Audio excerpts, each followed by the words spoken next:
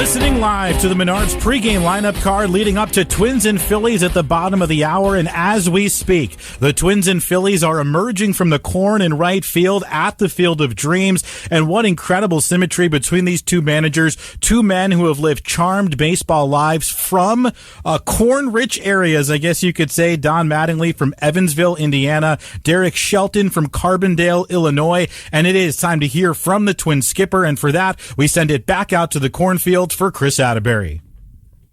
Well, it's a very special edition of our pregame lineup card, of course. We're here in Dyersville, the Field of Dreams. Derek Shelton in the office ready to get Twins and the Phillies underway. First of all, had you ever been here before, like as a fan or in any other capacity? No, I mean, I've heard about it, seen about it. You know, Major League Baseball's done the games here, obviously the movie. But it's a really surreal experience. I don't think you can ever prepare for what it is driving up and then all of a sudden it comes out of nowhere, and really excited to be part of it. Yeah, I have to agree. As we were driving in, you kind of got a broader sense of exactly kind of how remote and how special this place is. So your challenge then is, how do you harness all of the cool, good vibes that come from being a part of it with also focusing your guys to play? Well, I think you let them enjoy the first part of it. I think that's the biggest part. I mean, going over to the movie site and being on the field and you see everybody and then I start to leave and everybody's like, well, are we coming? I'm like, no, stay here, enjoy. You know, we have time. It's August the 13th. You know, us taking BP, we've been through this. Once the game starts, everybody's going to compete. It turns into a major league game. But before that, I think we have to realize that a lot of the reason these kids,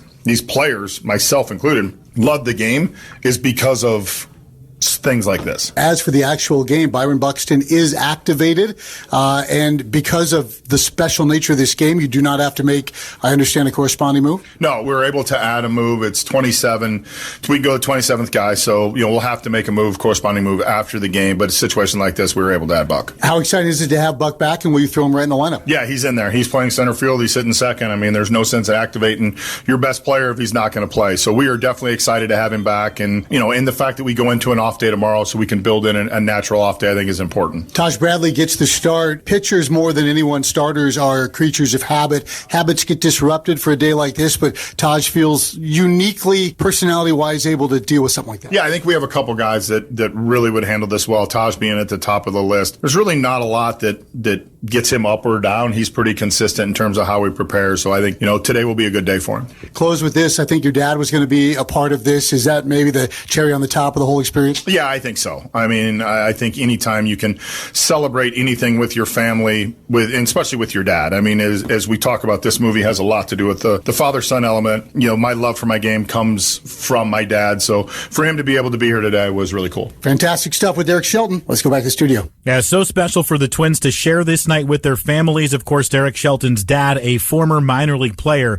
a very baseball-rich family. Well, we transition to what this means to Twins players when we return, and then it's first pitch, Twins and Phillies from the Field of Dreams, right here on your home for Twins baseball.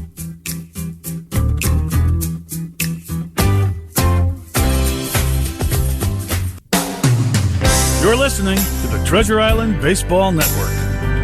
John Vitas welcoming you back to the Menards pregame lineup card. This national showdown with the Phillies has been something that Twins players have been looking forward to for the better part of the last year, and the time has finally come. Our Twins storyline locks in on what these moments mean to Twins players, and nowhere better to start than Byron Buxton, who shares with what he thinks it's going to be like to step on the Field of Dreams. Be able to go play on it is... It's surreal, to be honest with you. Like, it's hard to put into words. Like, that's literally, I watched that on TV, and now you telling me we got something that we can now go play in it similar to that that's hard to put into words. I'm blessed. I'm glad we're growing.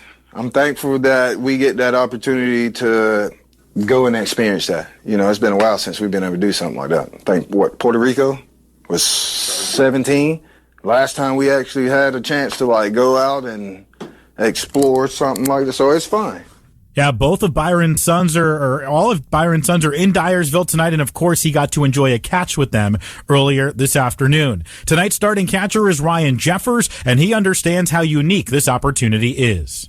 There's only so many of those specialty games a year that teams get to play in, so it's cool to have the opportunity to do something that's historic from the standpoint of the movie, and then but also bring it back to your roots of a fun childhood game of playing at a cornfield. And I think it's just going to be such a cool experience. It's one of those things that you don't ever expect to get to go do, but I think we're all really excited. Royce Lewis is in the 5-hole and playing first base and shares what he's most excited about. Just going back to Iowa. I loved being in Cedar Rapids, and so that's just a few hours away, and I'm going to enjoy that game, not only because we're playing the Phillies on a primetime, big game, but also just like the movie, the whole experience is going to be so awesome, and just all those kind of experiences are why I play the game, and that's why I'm excited about it the most. Austin Martin tells us what he'll be thinking about tonight. The history behind it, obviously the movie, it's a classic movie. It would be cool. That's something that I've never personally experienced in terms of playing at something like that, something so unique, something with so much. It's had such a big impact on baseball culture. I think that it's going to be something really special and unforgettable. 11-year veteran Taylor Rogers is rested and ready to throw in relief in tonight's game and always has had great perspective on nights like this. That'll be so cool. Be so cool. Those games are so big, like all the things outside of the game that you do the day of leading up to the game, and all the side things you get to do. There's a lot of like mementos and stuff you could take home too. So those are just really cool. I got to do the Rickwood game a couple of years ago, and you get to keep like a bobblehead here or something from their museum, and just things that you can look at, that you put on the shelf at home and always remember those games. Yeah, great thought there from Raj. I'm sure friends and family will be coming home with some souvenirs at the end of the night. The Twins have one player who has played at the Field of Dreams before, and it's third baseman Brooks Lee. It'd be awesome. I've been there before when I played for Wilmer in the Northwoods League, so it'd be cool to go back there, play, and it's really special. I mean, it's baseball heaven out there. Yeah, no doubt about it. Well, we are still watching the ceremonies on the field right now at the Field of Dreams. So let's send it out to Dyersville, Iowa, where they are introducing the Hall of Famers, including some with Minnesota ties. Tonight, on a field where we celebrate the timeless spirit of our national pastime, we welcome some of the greatest baseball players of all time. He won a career-high 25 games for the Minnesota Twins in 1966 and 16 Gold Gloves, more than any pitcher in history. Jim Cott.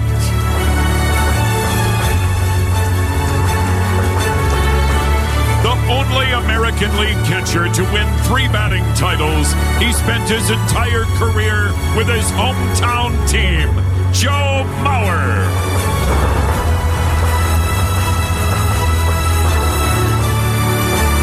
Struck out more than 3,700 batters, 5th on the all-time list. Bert Blyleven.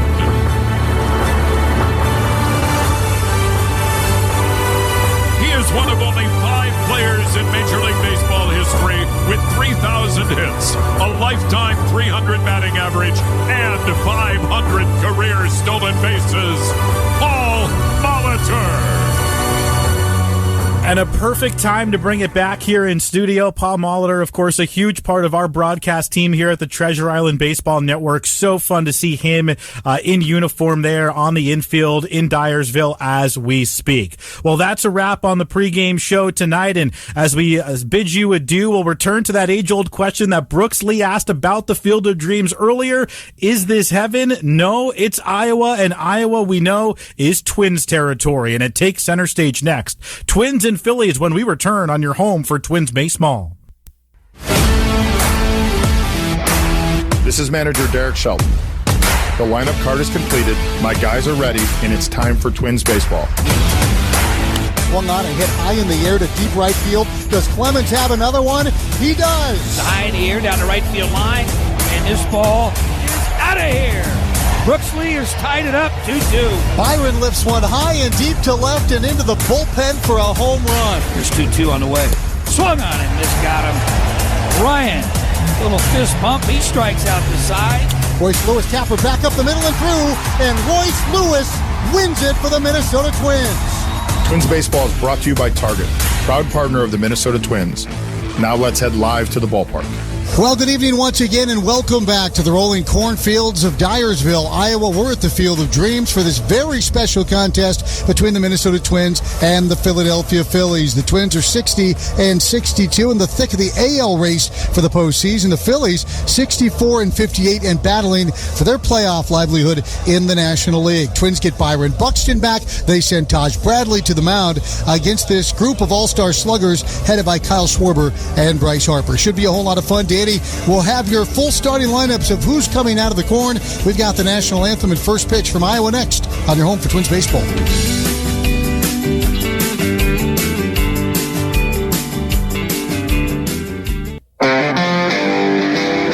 This is the Treasure Island Baseball Network.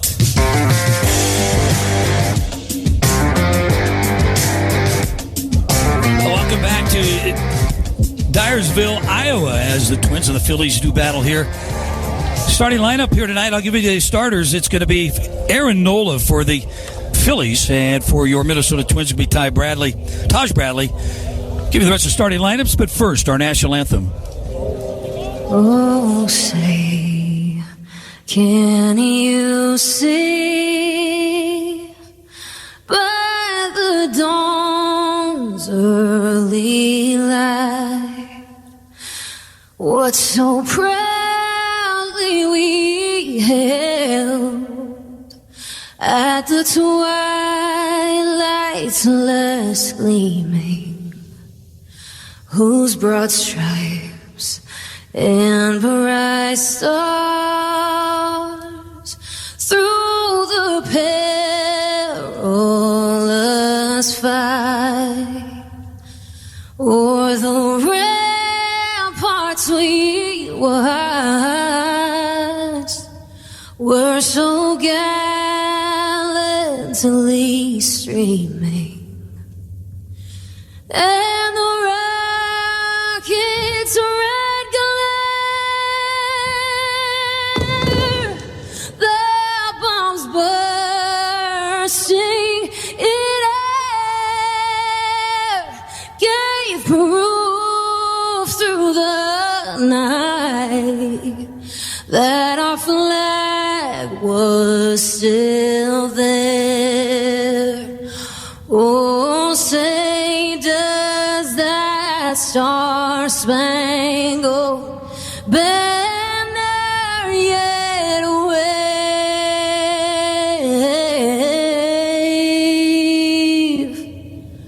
o'er the land of the free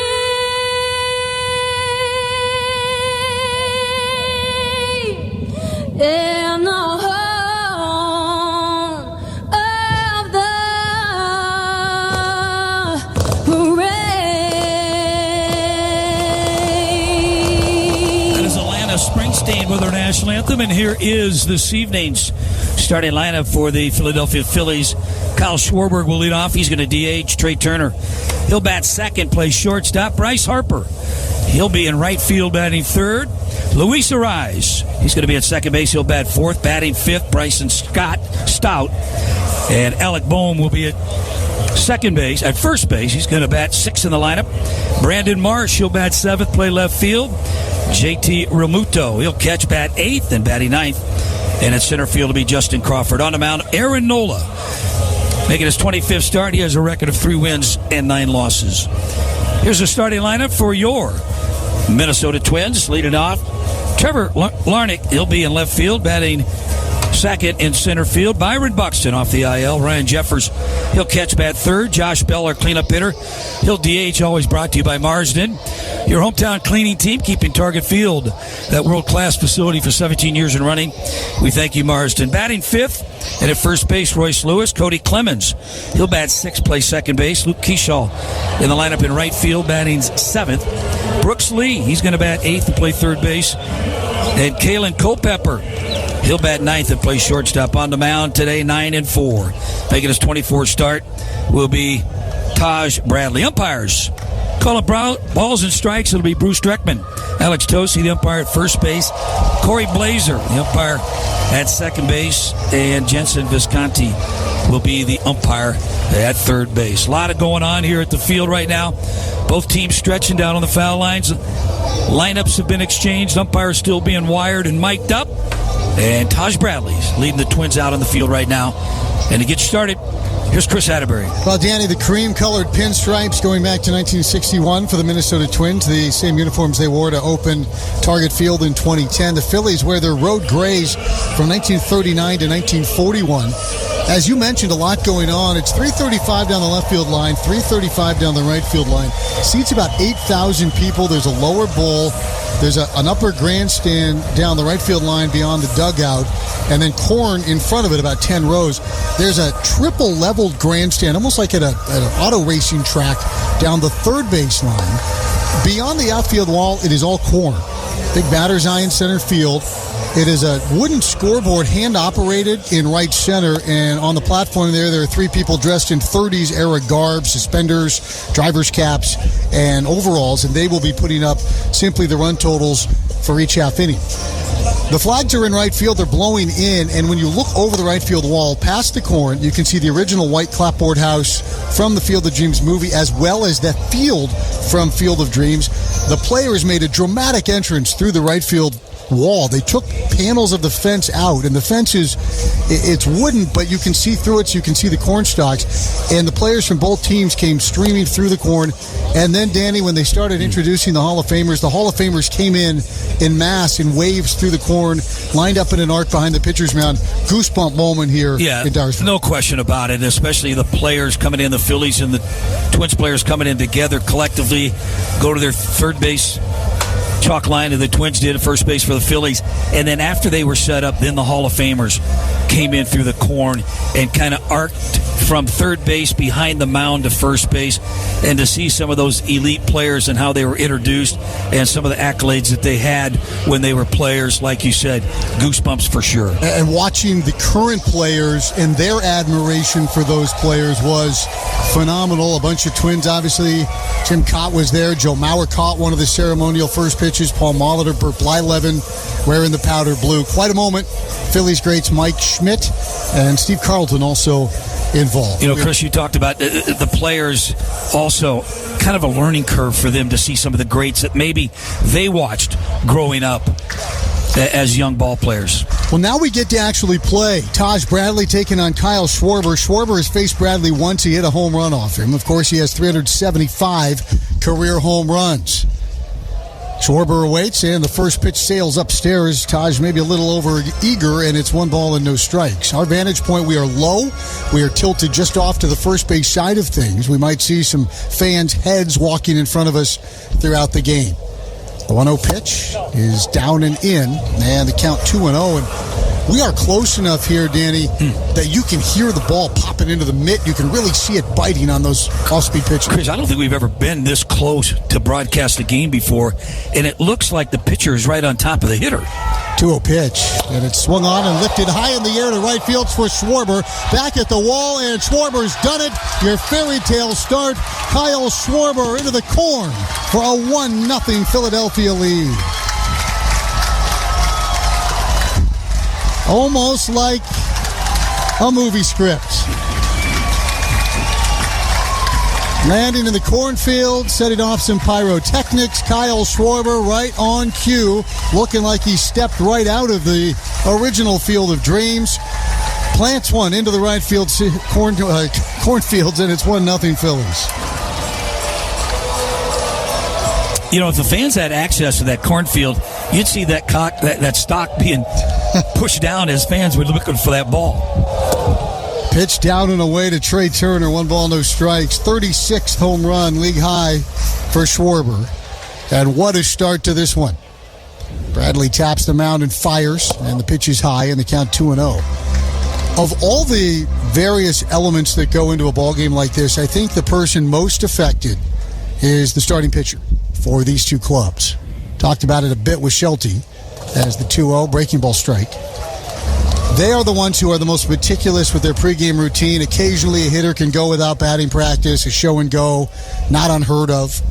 Pitcher is a little different, as the 1-0 is high, or the 2-1 is high. It's 3-1. And not all the creature comforts of a big league clubhouse here in Dyersville. Certainly ample facilities, or they wouldn't play a game here, but it is different for the starter. 3-1 pitch. Swung on and popped up. That's on the infield. Clemens racing in. He's got his Field of Dreams purple spikes on, and he makes the catch for out number 1. Cody's spikes are the purple of an Iowa night sky speckled with stars. And all of the various sayings, you heard a lot of them in John's Open from the movie. Go the distance, eases pain.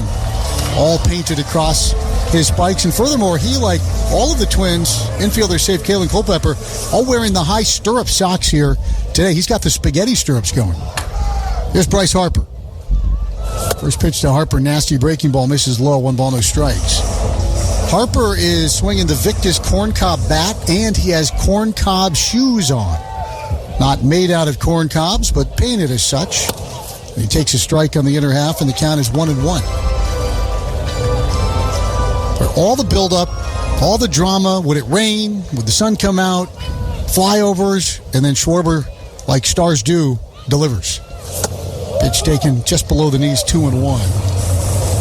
And again, Danny, that's what stars do. They deliver star moments. And this is a game of moments, and Schwarber with one there. You know, and it doesn't matter what stage they're on, meaning what ballpark they're at. They seem to kind of step up for the moment. 2-1 pitch, and that one high, 3-1. Taj doesn't look super comfortable on that mound. I think he's having trouble with the mound out there. I really do. Every time he delivers, he kind of looks back at not so much his landing foot, but the push-off from the mound. We talk a lot about how he chews up a mound and his landing spot, and you can just see chunks of dirt sprayed all over that lightly dusted mound.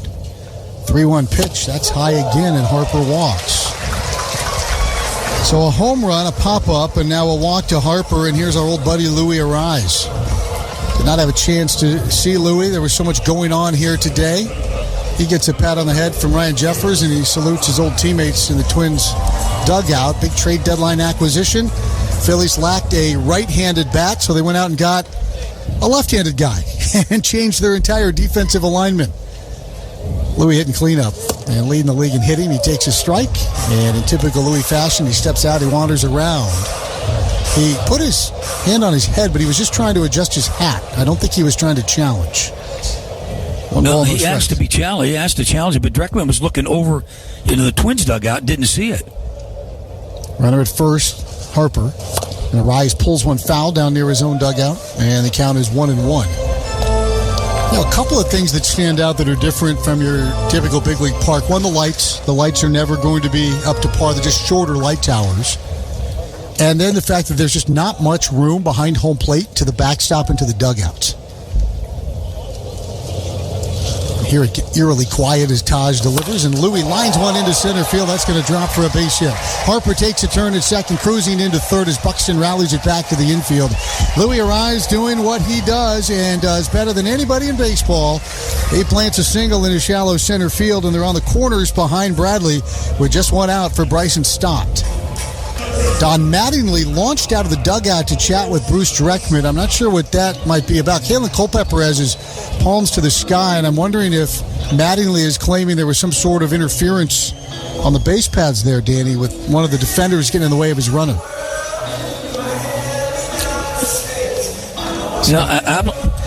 I think he's saying that the phone might not be working into the bullpen or something. But he told the second base umpire, Corey Blazer, he's the crew chief, and he kind of said no visit. So it was not construed to be anything out on the field. The Stott first pitch hacking, slices one in the air to left center. Buxton racing after it, even he can't get it. Picks it up on a hop. Arise goes to second. Harper scores. Troubles continue for Taj Bradley. It's a 2-0 Philly ambush here at the Field of Dreams, which has been a field of nightmares for Taj Bradley in the opening frame. It's the third hit of the inning. It's a 2-0 lead for Philadelphia with 2 on and still just 1 out for Alec Boehm. It might be time for a visit. Someone maybe try to calm Taj Bradley down a little bit and figure out maybe what might be ailing him. No sign of movement from the Twins dugout. Nothing from Ryan Jeffers. They're just going to attack Alec Boehm, who has gone 40 plate attempts in a row without striking out. That's a career-high streak. All we heard from the Phillies folks was how they just can't score runs and there's no offense. But again, the Twins can give up first-inning runs with the best of them. And the pitch in there for a strike. We've talked about it ad nauseum. The Twins have given up first-inning runs in 9 of their last 12 games. And now they've given up first inning runs in 10 of 13. Another hole to dig out of. Pitch on the way, and it's up and away, and the count is 1-1. I'm with you. I think there's something mound-wise that Taj Bradley is really struggling with. Last start for Taj. He threw 25 pitches, gave up a first inning run, left the bases loaded. And this ball is in the air to right field. Keyshaw over, under it, makes the catch. Arise bluffs from second, draws a throw, but won't advance. Fly ball out to right for Bohm. That's the second out, and here's Brandon Marsh, the All-Star. Well, you talked about the wind blowing in from right field, and sure enough, that ball was hit fairly well, and Keyshaw had to stay with it. He had to keep coming in to make that play. It's been consistently blowing in from right since we arrived here about noon today. Schwarber didn't matter. I think a typhoon couldn't knock down a Kyle Schwarber blast. 20 pitches in the opening frame, and the first pitch to Marsh is fouled away, and the count is 0-1. Now, these fans came to Dyersville for a memory, for a moment, for a show. And Schwarber delivers by clobbering the third pitch of the game for a home run into the corner and right. Pitch on the way, and this one bounces. Nice play by Jeffers to pick it up 1-1. Really the preparation for today, unlike any other game throughout the course of the year. And you heard Shelton, I loved his approach. The guys were over at the original field and house. He said, have fun, enjoy it. This is a once-in-a-lifetime. But then when we get back and we get in the dugout, now we go to work. Pitch just off the outside corner, 2-1. One thing I liked, he said, hey, guys, get out of the cramped clubhouse. It's not a real large clubhouse. Nice one, but he said, get out and walk around out here and enjoy it. 2 balls, 1 strike, 2 men on. Bradley delivers, and he airs it all the way to the backstop. It bounces right back to Jeffers. Runners cannot advance. Well, we talked about it just moments ago, Danny, and its first impact on this game. The proximity of the backstop as the count goes to 3-1.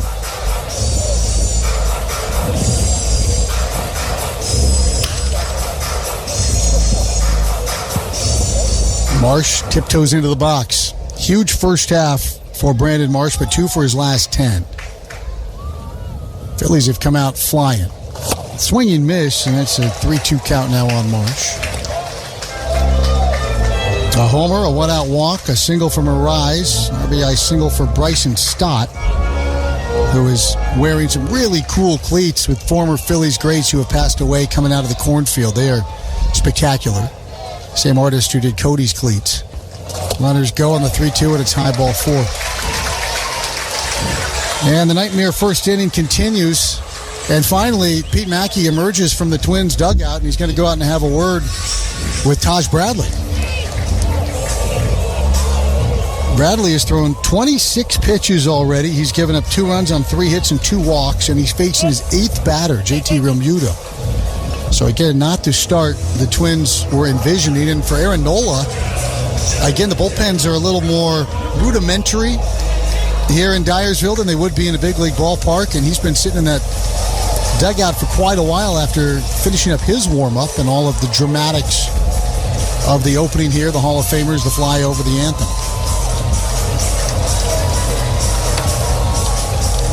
So Bradley trying to get it back on track. We've seen this before, and again, it really started back in Seattle. The first inning runs, so many first inning runs. Twins were able to erase a lot of those deficits, but again, it's a tough way to make a living, playing from behind. Only 1 ball has been in play for an out, and the first pitch a strike, and the count is 0-1. Realmuto, what a career he has put together.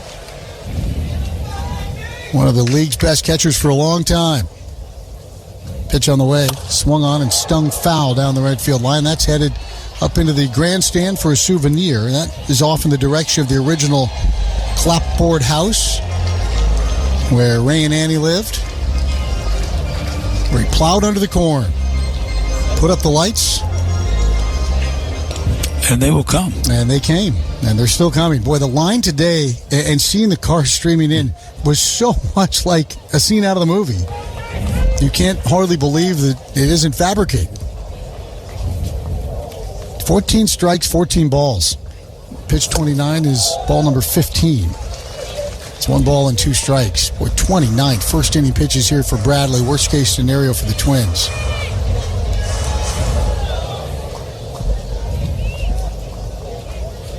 Bases are loaded. And the pitch. Swung on a foul straight back by Realmuto. Stays 1-2. Again, we mentioned the last start for Taj.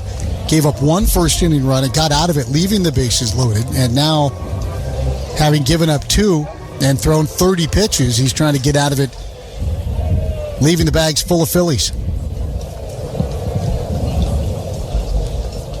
1 ball, 2 strikes. Taj sets and fires. And misses up and in. Well, it just slipped right out of his hand. Normally with Taj, you see a big old crater where he lands, and you don't see it on this mound. He's sliding around a little on the bottom of the mound. I think when he lands that front foot, I just don't know that he's getting the footing that he's looking for. Needs it here, 2-2. Swung on and hit high in the air, right field. Keyshaw in his tracks, now drifting down into the corner. And he makes the catch, and the inning at long last is over. But a 32-pitch first inning. Matching the number of Phillies legend Steve Carlton, who was introduced here today, as well as the number of my partner. 2 runs in the inning on 3 hits, no errors, 3 runners left on base. A laborious opening frame, and now we'll see if the Twins hitters can get something back for Taj Bradley against a man in Aaron Nola who has been very homer-prone this year, giving up 29. Well, forget homers for a second. You can't spell triple without trip. And today's contestant in quick trips around the bases, Jessica Peterson from Dodge Center, Minnesota. If a Twin hits a triple here, Jessica, you win $1,500. Compliments of Hershey's. See your neighborhood quick trip for the details. Hey, my Twins members, we want you to thank you for your loyalty all season long. My Twin season ticket members can enjoy 40% off. That's right, 40% off food and beverage during the Phillies and Braves series. We're proud to celebrate our best fans with Member Appreciation Day. Learn more at twins.com/mytwins. Man, go ahead and take advantage of that. Going to be a great stretch of baseball at Target Field. Braxton Ashcraft is on target. Boy, he was good when we saw him, and the Pirates starter went the distance and struck out 10 in Pittsburgh's 13-1 victory over the Marlins today. The outing was the first Pirates 9-inning complete game since 2024. It's brought to you by Target, proud partner of the Minnesota Twins. Well, Aaron Nola, the veteran, getting the ball here today. In this series, the Twins will not see Zach Wheeler. They will not see Christopher Sanchez. Nola has really struggled. He's been hearing it from the Philadelphia fans as well. 3-9 with a 5.47 ERA in 24 starts. He has given up now 29 home runs, an astounding number on the year. Now, that said, it hasn't all been doom and gloom. He picked up his 2,000th strikeout the last time out. And he is just the 94th player ever with 2,000 strikeouts and the 31st to do it with a single team. Last year when we saw the Phillies, and it was the last road trip of the year, everybody was complaining about Nola. He's not going to pitch in the postseason. He hasn't had a good year. Danny, he threw 8 innings of 1-run, 2 at baseball. He struck out 9. So I'm not writing this guy off. Yeah, absolutely not. He's one of those guys that kind of is, may struggle during the course of the season, but the big lights show up in the playoffs. He's one of those marquee guys. He knows how to pitch. Yes, he does. Now, the big change for the Phillies after acquiring Arise is that they shuffled up their defense. Bohm went from third to first. Stott went from second to third. Arise took over at second. Harper went to the outfield. Bryce Harper, not even close to 100%. He's out in right field, but he's had some knee issues. So the defense of the Phillies, and then it's the return of Byron Buxton to this Twins offense. Trevor Larnach, though, leads off. Looking good in that cream pinstripe Twins throwback uniform. First pitch from Nola is taken for a strike on the inside corner, and that's his sinker.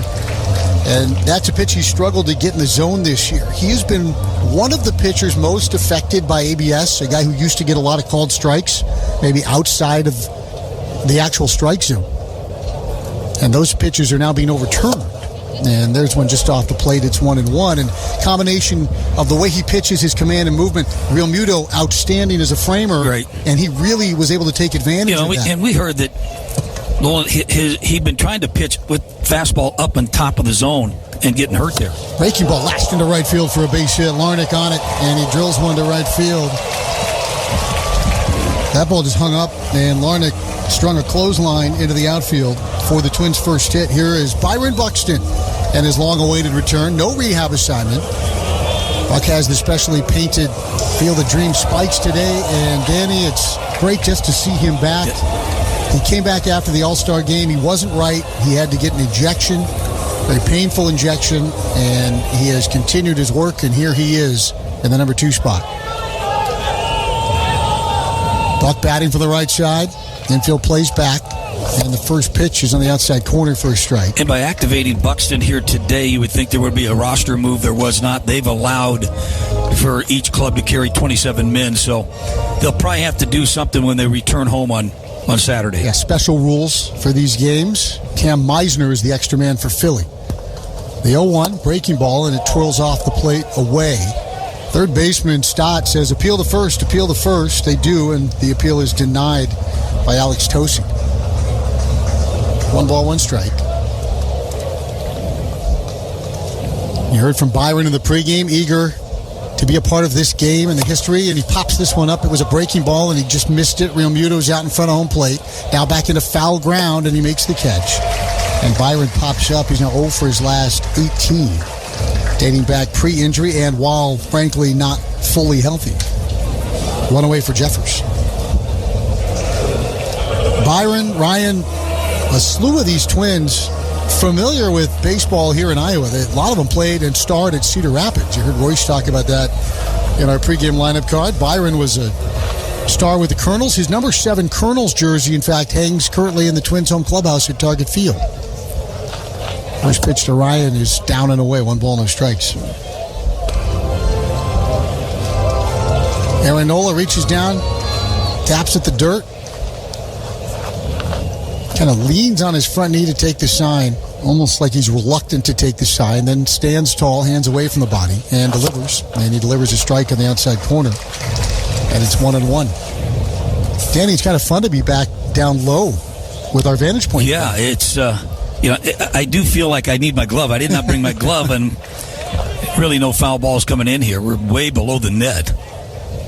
Well, 1 ball, 1 strike, and the pitch. And it's swung on and a slow nubber towards third. Stott reaches in, bare hand, no throw, no chance to get Ryan Jeffers. It'll go as an infield hit, and the Twins have 2 aboard. And Josh Bell will be the batter. Josh Bell, the one Twin who actually took some BP in a cornfield in advance of this game. And Bell has been smoking hot. Since June 1, he's a .287 hitter with an .858 OPS, slugging over 500. He's been even hotter of late, and his streaks, they come and go. There's no precursor. He doesn't walk more. He doesn't suddenly start pulling the ball in the air more. He just goes from on to off. Love to see him on right here. Twins trail 2-0, home first. And the first pitch is down and in, 1 ball, no strikes. And again, from our vantage point, you can really see the movement of the pitches. Yeah, and Nola leads the league in giving up home runs. He gives up a ton of home runs.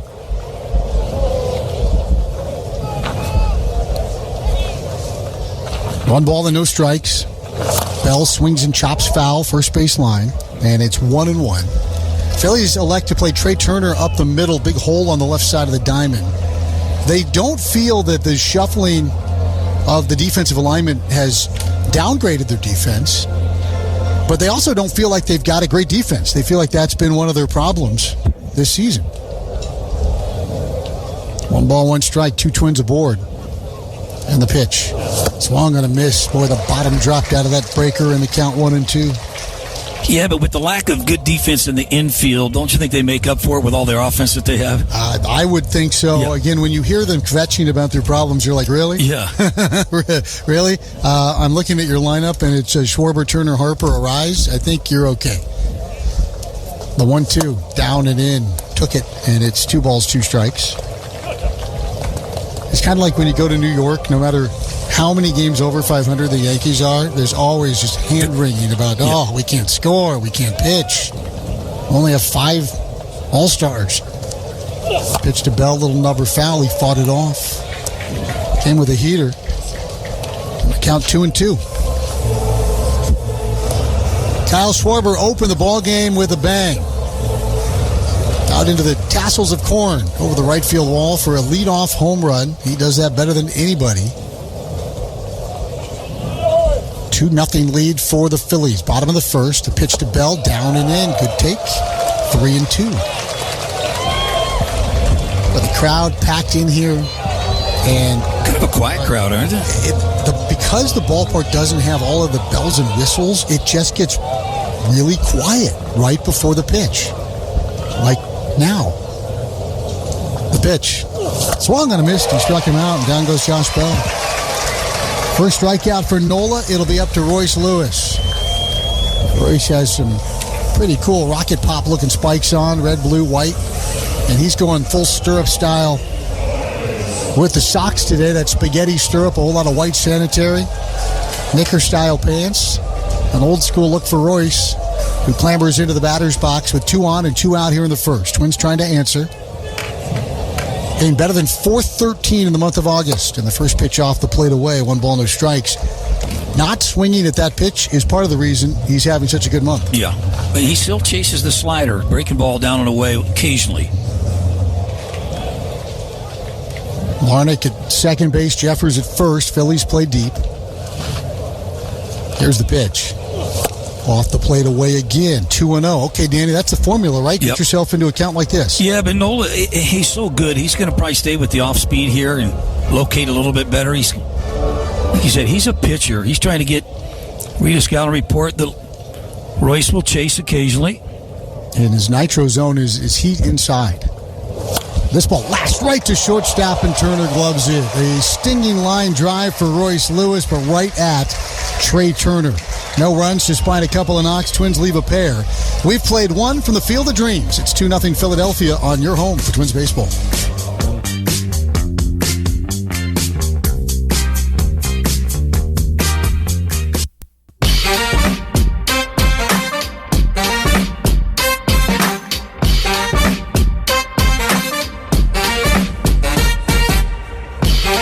Settling in here at the Field of Dreams, top of the second. And for Taj Bradley, 9-1-2. Justin Crawford, the only Philly not to swing it in the first. Then Schwarber, who was already homered, and Trey Turner. 32-pitch opening frame for Taj. And he's a big, strong horse, but he'll need to find some quick innings here to get back on track. Crawford, second-generation big leaguer, leans back from the left side and takes a strike, 0-1.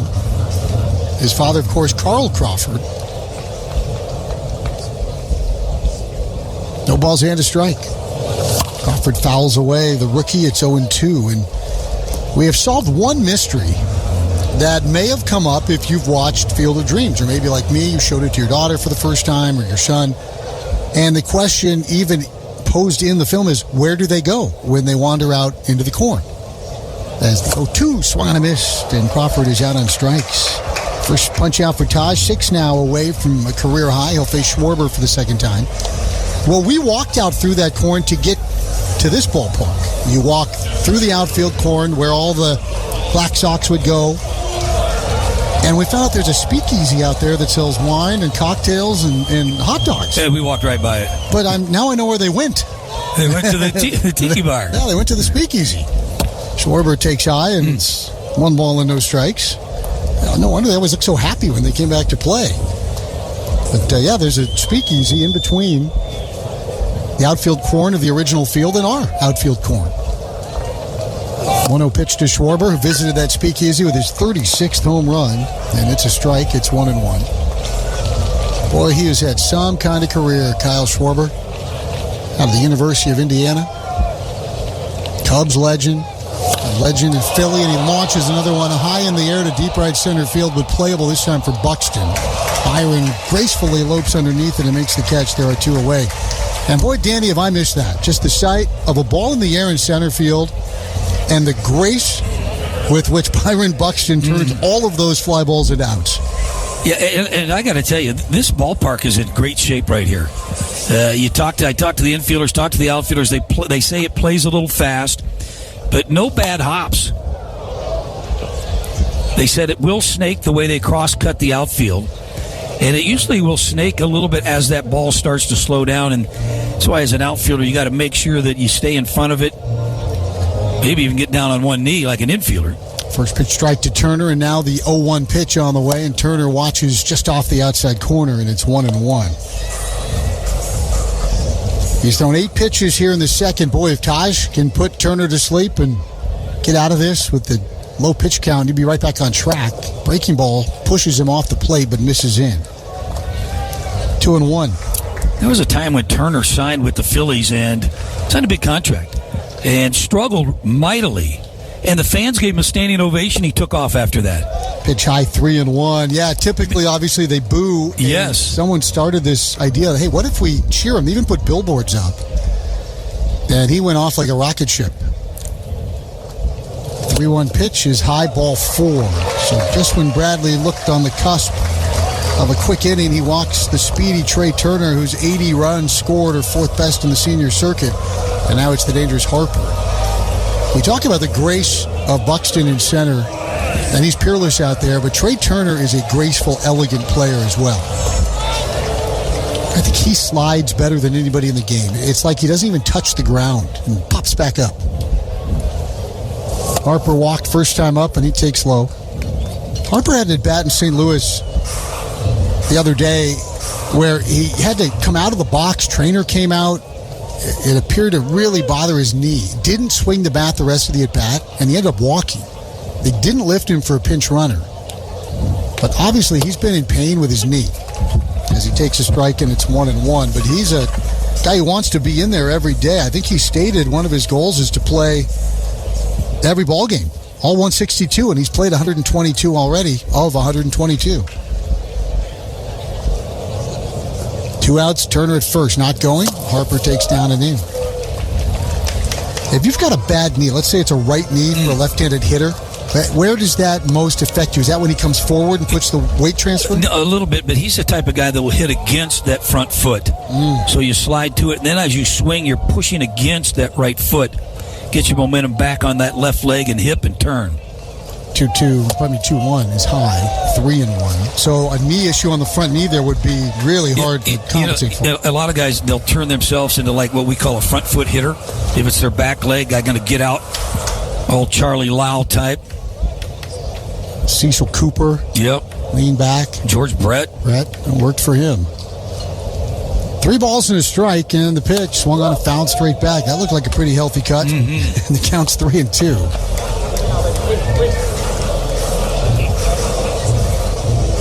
3 balls and 2 strikes. As Dreckman has his baseball, thought we might have a little break there, but Harper right back in the box. Runner will be moving Turner from first. 2 outs, 2-0 Philly lead. We're in the second. And the pitch is taken for a called strike 3. Harper down on strikes, and Bradley's out of the inning. We've played 1.5. Twins down 2-0 on your home for Twins baseball.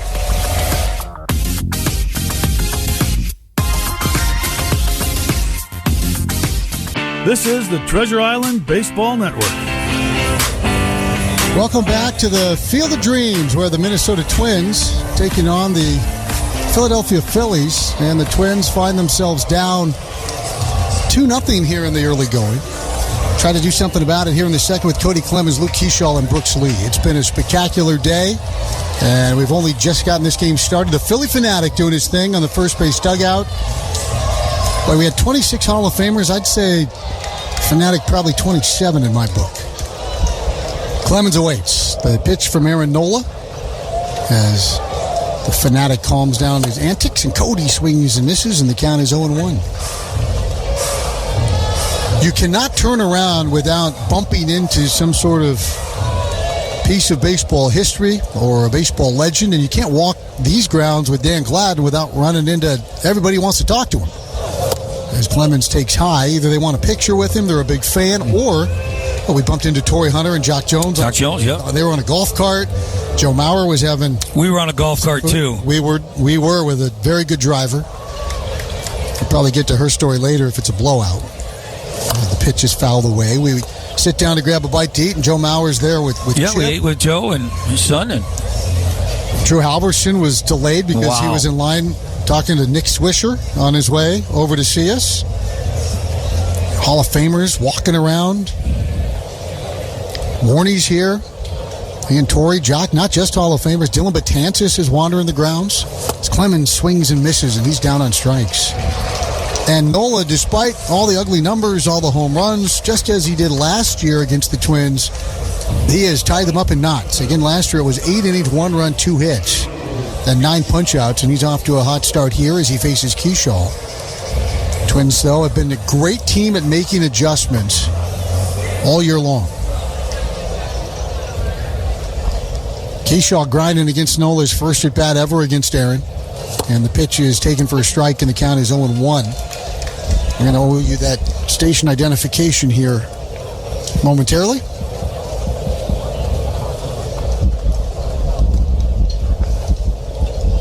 Nola has the sign from Real Muto. The veteran backstop puts the frame up outside, and the breaking ball is outside, and that's a ball, 1-1. Mentioned Nola crested 2,000 strikeouts. He did it in 309 games. That is the 10th fastest by game in big league history. And it's a pretty impressive list, as you might imagine. As the pitch to Keyshaw hit high in the air left field. It's got some carry. Does it have the legs to get over the wall? Base of the wall and gone. Luke Keyshaw rattles the tassels in the cornfield in left. And the Twins are on the board. It's 2-1 in favor of Philadelphia. Oh, Danny, he got it up. The only question was, would it have the carry? And it got over the wall and into about the third row of corn stalks in left field. The 30th home run given up by Nola this year. Boy, left it up, and he did not miss it. Watching Marsh out there in left field, he got to the wall in time. Almost like his hand got caught in the fence. He couldn't jump up for it. 7th long ball for Keyshaw, and here's Brooks Lee. Lee from the left side. He watches a twister for a strike, and the count is 0-1. So the Twins cut the lead in half. They trail now 2-1 as Keyshaw sprints around the bags, and now Brooks, he's got the stirrup look going. 30th home run Nola's given up this year. That's a ton of big fly.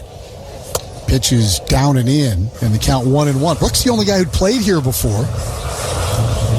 You talked with him after he took a lot of ground balls at third base today. Just want to talk to those guys, see how the infield played. The 1-1, and it's down. Said it was a little bit fast. And the tarp had been on the field. They rolled it up right when we got here. They've seen a ton of water in this part of the country over the course of the last month or so. The field looks to be just in beautiful shape, and it's seen a lot of baseball this week. The 2-1 is wide, 3-1. Saints played here Tuesday against the Iowa Cubs. Yesterday there was an all-star high school showcase. Those teams were coached by Jim Tomei, who is amongst the Hall of Famers out of the corn today, and Torrey Hunter. And then today, of course, the showcase. Here's the pitch. Swung on a miss. Brooks took a whack at it, 3-2 on a breaking ball there. Nola throws a ton of curveballs. Yes, he does, and he throws them for strikes when he needs to. Kind of changes speeds on that curveball too. He doesn't call it a different pitch, but he'll finagle it, not just the same hammer time after time. 2-1 Phillies. Nola comes set, 1 out, nobody on. And the pitch. Brooks swings and rips foul into the net down the right field line. We'll take 10 seconds for station identification on your home for Twins baseball. You're listening to Minnesota Twins baseball on WELY Ely, a Civic Media radio station, online at WELY.FM. String is out on Lee. Tap of the rubber, and the pitch swung on him, pulled sharply to the right side. Arise gobbles it up, moving to his left, throws to first and Bohm. And Lee is retired. There are 2 out for Kalen Culpepper. You know, when they made the trade for Arise, there was some stirring about it because he had played some first base with the Giants, and they felt that he didn't grade out that good as a second baseman. But somehow they recalibrated some numbers, and they said he's a plus second baseman. Yeah, this year he grades out better than he ever has. Now he put in a ton of work with Ron Washington. And who knows, maybe he figured out what you need to do specifically to pump those numbers up, but he's playing second, and he's played a solid second. As Culpepper into the batter's box. 2 outs for Kalen, 1 for his last 11 since blasting a home run in his second big league at-bat. And the first pitch to Culpepper, a strike. Hey, enjoy Sunday Fun Day at Target Field.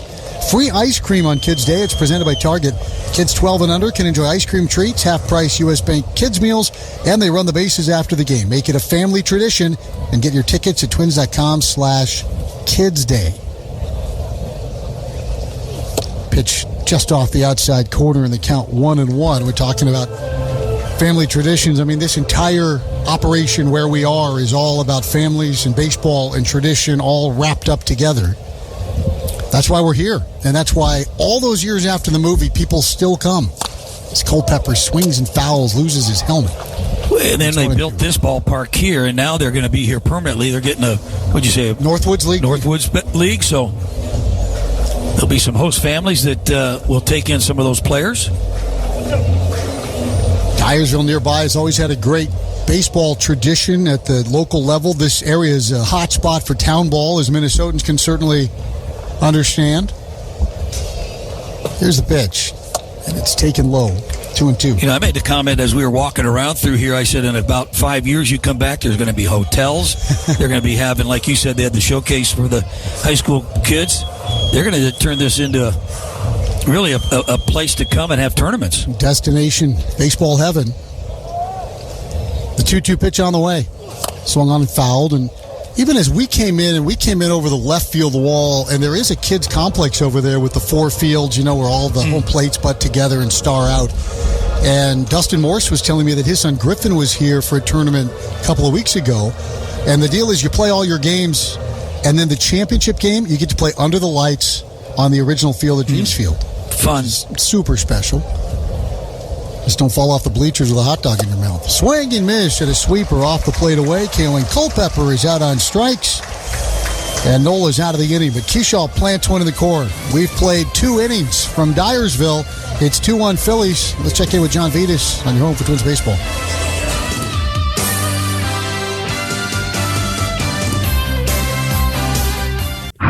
Let's go back to the pregame lineup card thanks to your local Toyota dealers. Toyota, let's go places. We heard what a game like this means to Twins players tonight during our Twins storyline, but Joe Ryan took a different approach. He was already planning ahead to the next special venue for the Twins to play at. We were talking the other day about like if they did play the game in University of Hawaii or something. That's a really cool stadium, and I think that'd be a really cool game. I know there's a lot of fans over on the island, so that'd be I think a special thing for baseball to do. Even like a spring training thing, I think that'd be kind of sweet. We should pitch that and then use that, and we all go to Hawaii for a week, and because we got to get there and just get like ready, you know, adjust. It sounds like maybe Joe just wants to spend a week in Hawaii, but I do think that's a pretty cool idea. Hawaii, one of the few states that has never hosted a big league game, and I'm sure MLB will take it under advisement, guys. Well, Joe Ryan's saying he thinks we should go play in Hawaii. We'll put him in a time machine, and he can go play for the Phoenix Firebirds with Dan Gladden. They go spend a week in Hawaii, and what? He done that. 1 hit? Yeah, I think I went 1 for Hawaii. And you're not the only one. Louis Arise, taking all the way, watches down and in, 1 ball, no strikes. And the way that used to work, the AAA teams would go over for a full week, right? Yeah. As long as you're making the trek. Face Ed Farmer over there. Pitch to Arise, hit high in the air right field, fairly shallow. Keyshaw in, Clemens out, Luke's under it. And Luke makes the catch, and Arise is out. And the Hawaii teams would usually have 3 teams come over. So they'd stay for about 3 weeks, and then when they come stateside, they would do about a 3-city. They would stay for about 3 weeks before they'd head back to Hawaii. That is a full suitcase right there. Treasure Island Resort and Casino, the exclusive casino partner of the Minnesota Twins. Explore more of the island with a relaxing getaway. Book your stay at TICasino.com. There, Joe, you can go to that island. Here's Stout. RBI single, first time up. He takes a strike. Bryson Stott and Royce Lewis, who's down at first base, they share a unique statistical feature at this point of the ball game with just 40 games left in the season, pitch high. They're the only 2 players in the league who have at least 11 stolen bases without being caught. It's 23 for 23 for Stott. Royce 11 for 11. Stott swings and misses the count 1-2. Boy, Taj Bradley, whatever ailed him early, he's kind of figured it out. Who knows if that had to do with the preparation alterations that he had to make to his routine, but he's locked in now. Hey, talk about rhythm, and he's just getting the ball back, getting right on the rubber and ready to go. taps and delivers a 1-2, and he fires low. 2 balls, 2 strikes. Mention all the baseball people. We ran into Dave Dombrowski, wanted to stop and talk with you. Obviously, he runs the Phillies. There's a pitch foul away. Sam Fold, was Dombrowski's GM. Now that's Preston Mattingly, and then Sam just graduated from MBA, Wharton MBA at Penn. He's running the business side of it. Right. He had to go back to college to get some kind of degree so he would elevate up into that position. 2 balls, 2 strikes. Breaking ball pulled foul. I don't know if anybody created as much energy that we ran into than the Fanatic. When the Fanatic walked into the room, it didn't matter if you were wearing Philly stuff or Twin stuff or anything in between. Everyone was on the Fanatic. He's an international mascot for sure. 2-2 pitch. Swung on a little tapper. Right back to Bradley. So good defensively. Picks it up. He lobs to first base, and they get Bryson Stott. 2 away. Bohm will bat. And all the many ways Taj Bradley has impressed, I think his ability to get off the mound, whether it's covering first or grabbing the ball himself, he's really good. That was just a routine play right there, but there's no panic. You know how some pitchers, they'll get scared and they'll run it halfway over there before they underhand flip it. There's Alec Bohm, fly to right, first time up. Taj looking for his first 1-2-3 inning. Twins down 2-1, and a ground ball right past Bradley. Sliding stop Clemens. Pops to his pins, throws to first, and they got him. It's a 4-3 put out in a beauty, and the inning is over in 1-2-3 fashion. Nifty play from Cody Clemens. Bradley sets him down in order. Twins down 2-1. Second time through the lineup when we return on your home for Twins baseball.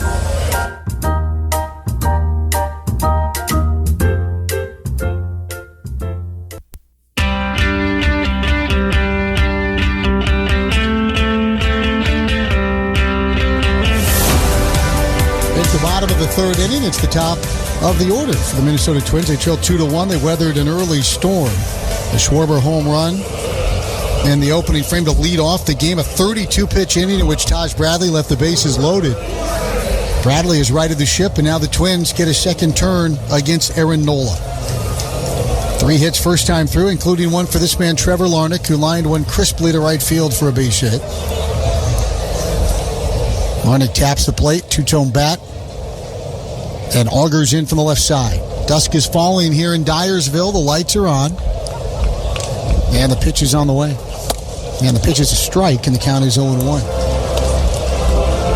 So the pitch clocks are off the batter's eye. The batter's eye is shaped like a big black barn in center field. And as the pitch clock winds down, then they turn it off when it gets to 2 seconds. Breaking ball down and in. And the count is 1-1. What I like about it, even the outfield fence, is it looks like it's old barnwood. Yes. It really gives a neat look to here. And like you said, the scoreboard out into right field, all barnwood. We got the kids out there climbing the ladder to hang the numbers. There's the pitch pulled sharply foul in the right field line. That's into the corn. That's a lower patch of corn. What is that, about 15 rows or so down below the grandstand on the right field line? Somebody was saying a few years ago, I think it was 22, when a storm came through here, it took all the corn down, and they had to bring fake trees, fake corn stock. The other thing we noticed coming through the corn is that it's ready to be picked. Some big ears out there. Here's the 1-2. Looked at low, good take. Breaking ball. 2 balls, 2 strikes to Larnach. Commissioner Manfred is here. Ownership groups from both clubs, and boy, fans from all over the country and the world. Breaking ball misses down and in 3-2. Talking with some of the locals here, including the kind woman who drove us out on a shuttle over to the old original farmhouse. Over 1 million people a year, and she said even in the winter, people will drive down just to see it. Pitch. Swung on and popped up. Down the left field line. Stott takes a peek, but that one should be amongst the paying customers, and it is. Fan in a Twins jersey is going to take that souvenir home, and the count stays full. But Danny, think about the impact of that film. That you make a movie, And 40-plus years later, people make pilgrimages to the site where you filmed it because it means that much to them to see it. It's funny because the lady was telling us the people around here didn't even know there was being a film made. 3-2, a little flare over the head of Turner. That could drop. It does, and that's going to be a leadoff base hit for Trevor Larnach. He's 2 for 2, leadoff man aboard. You make a great point. Now, we heard differing stories. So Mike Grimm, who does a great job as the radio voice of the Minnesota Golden Gophers, Mike is here. He grew up 15 miles from here, went to high school. He was a senior in high school and one of the leaders on his high school baseball team, 15 miles from where we're sitting, and said at the time he had no idea they were building a field, they were filming a movie, no one was talking about it, nada. Said it caught him off guard. As Buxton hits one sharply to third base, they'll go to second for one. The relay from Louis arrives, Buxton's safe. Well, even with a bad wheel, and you could tell he wasn't really opening up the afterburners, he's safe. And right now, Larnach is at second base. He has not vacated the bag. I think the Twins, are they talking about taking a look at this? Well, both managers are looking at it, and Mattingly said no on Buxton at first base. And Derek also said nope at second base. So we'll call it a 5-4 putout of Larnach. Buck replaces Trevor. And there's one away. So, again, Mike Grimm, 15 miles away, high school senior. He probably had other things on his mind, but he had no idea it was even happening. But our shuttle driver, she was in her mid-20s in Dubuque. She knew it was happening. As the pitch to Jeffers drops low, breaking ball 1-0, she said she and her friends would hang out and party with the crew. Yeah. While this was happening. It said it was the biggest thing to hit Dubuque in a long, long time. And that she, I believe the quote was, partied with Kevin Costner on many occasions. Pitch taken for a strike, and the count is 1-1. You might have heard the crack of the bat. You also heard the crack of a fly getting smashed in our booth. That's one thing Iowa's full of. Not just pop flies, but black flies. 1 ball and 1 strike to Jeffers. Small lead for Buck. And a pitch off the outside corner. And this is, again, one of those combos where Nola likes to work away. And with a runner at first and Bohm holding Byron, Louis up the middle, Jeffers so good using the backside of the field, especially against the guy who pitches him like this. Nola holds high and throws over. Byron leans back to the bag. Well, we've seen Josh Bell do that also, but that's just a sign of a good hitter. You'll see it more with Jeffers when he has 2 strikes on him. And he'll kind of go into that little 2-strike approach. Gets real wide, solid, strong enough to hit the ball out anywhere. 2-1 pitch. Swung on a popped up foul, and that one's over the grandstand to our right. 2-2. So pleased to have you with us this very special edition of Twins Baseball. 3rd ever Big League Field of Dreams game. The first, Tim Anderson walked off the Yankees for the White Sox. The second, the Cubs beat Cincinnati. Twins the home team tonight. This ball popped away foul again by Jeffers. Stays 2-2. 4-year hiatus between games here. Now, the first 2, they had temporary ballparks that they put up, and then this entire complex has been under development. And now the permanent ballpark is ready, and you can see it's not quite completely finished at every corner, but you can see the vision and where they're going. 2-2 pitch, swung on a miss. Jeffers is out on strikes, second out of the inning. Got him on a breaking ball. 4 strikeouts now for Nola. It will be up to Josh Bell. I think that what they first started off, was it the Yankees and the White Sox, right? Yep. They saw something there. The seed was planted. And then now they've built this complex here. Like I told you, Chris, you come back in 5 years from now, there's going to be hotels, there's going to be all kinds of things to do around here. Pitch on the way to Bell, and Bell takes down and in. And that's going to be the real tightrope, isn't it? Like, how do you keep it as rustic and open for that experience, but still have amenities that people are going to want? I would just say maybe dorms, because you want to house the Little League kids that come here. Not really sure the closest place to house a bunch of kids, a bunch of teams. 2-1 pulled foul, and that one got the camera guy behind the Netflix camera there in the first base camera well. Well, when we landed here in Dubuque, the bus ride was windy roads through little towns, and then all of a sudden we came over the ridge, and here was this ballpark. And it was kind of an epic way to approach it. It was kind of misty and rainy and foggy. And it just literally rose up out of the corn. You come out of Dubuque, and it's winding cornfields and a monastery. You go by an old monastery. And then there's a golf course. There's one little town, the town of Farley. And then you're here. And other than that, it's just corn and soybeans. One feedlot. Swing and missed by Bell, who chased a high heater, 1 and 2. I think Bell was just a titch late on that. A little bit. Yeah, just. And again, that's Nola right there, how he wants to pitch to certain guys up in the zone to get him to chase. Other than that, he's been pitching well last 3 starts. A lot of it has to do with the fact that he's pitching down by the knees. 1-2.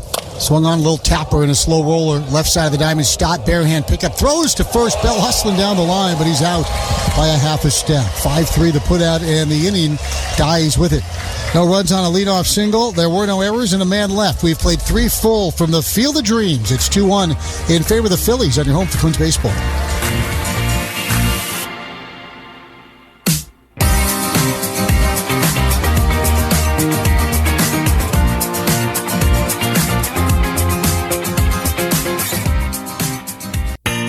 You're listening to the Treasure Island Baseball Network. Top of the 4th at Field of Dreams. This portion of Twins baseball brought to you by United Healthcare, committed to care. Learn more at UHC.com. Dan Gladden fulfilled the dreams of many today by posing for pictures, signing autographs, and now he'll take you to the top of the 4th. Well, thank you, Chris. Good evening, everybody. Yes, today was an outstanding day. Started early, and it really kind of flew by because there was so much activity around this ballpark. And here, leading off top of the 4th, it'll be Brandon Marsh. Walked his first time up as Bradley delivers high.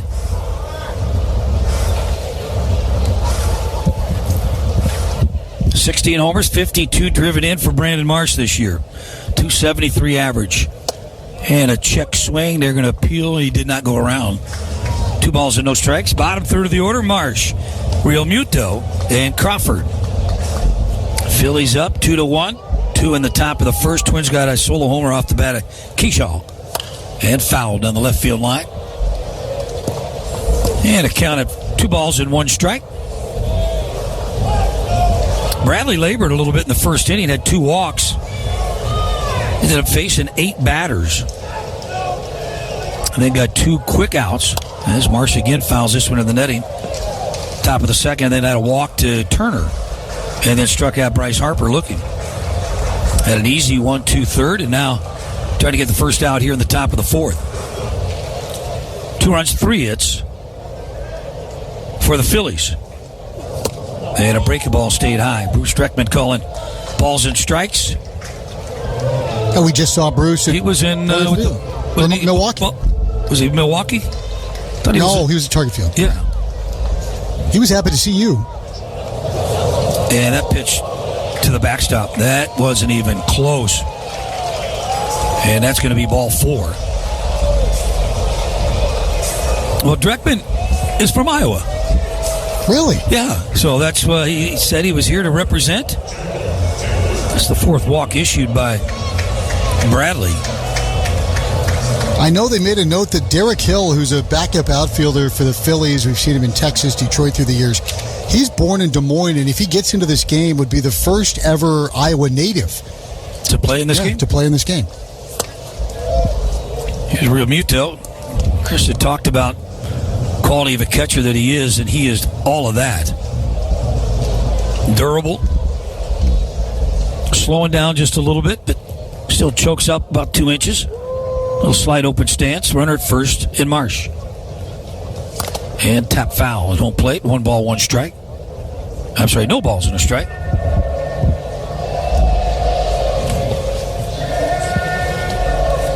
It is 1-1. Scoreboard. Has it right. Pitch count. Bradley 67 here at the top of the 4th. Out of the stretch, checks Marsh and delivers. Breaking ball down and in. And again, Bradley, after he releases that ball, he kind of looks down at the ground there, a little frustrated. Getting a little bit more chewed up in his landing area. And a pitch. Swung on a miss. Good fastball. 96 on the fastball there. With the fans being so close, and we've talked about how close we are, I hope that fans who are used to watching from a ballpark where they're maybe not right on top of things, unless they're right behind home plate in the Champions Club, I think you're getting a fuller appreciation for just how nasty big league pitching is. This is more like a minor league complex where, like you said, they bring the fans a lot closer to home plate and the playing field. 2-2. Swung on a miss, got him. Came right back with a heater, that one in 98. It's the third strikeout for Bradley. Yeah, they'll get Crawford to the plate. Crawford went down swinging his only at bat. One thing about the Phillies, and they talk about the lack of offense and got some good pitching, but it seems like they run. They've got guys that can run and steal bases. Crawford, one of them, 16 bags. Ground ball, first base, just foul. Crawford has 16. You've got 23. We mentioned Stott, who hasn't been caught. Turner is 17 out of 20. They don't get thrown out much either. I mean, you look at Crawford's 16. Well, he's only been caught 3 times. Even Louis Arise is 10 for 10. A different part of the game that they play. As Crawford leans out over the plate, Bradley delivers that one, just missed inside. Schwarber in the on-deck circle. He's already homered.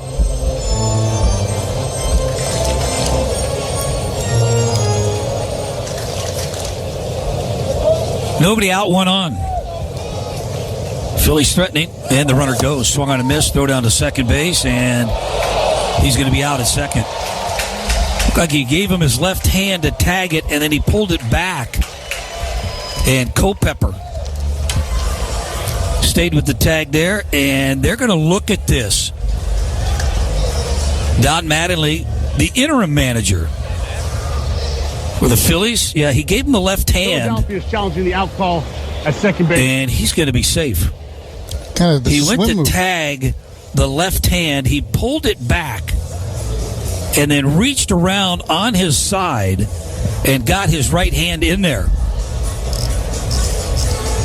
Really athletic play by Marsh.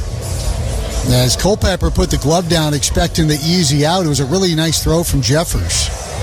But I think Marsh's swim move earns him the bag.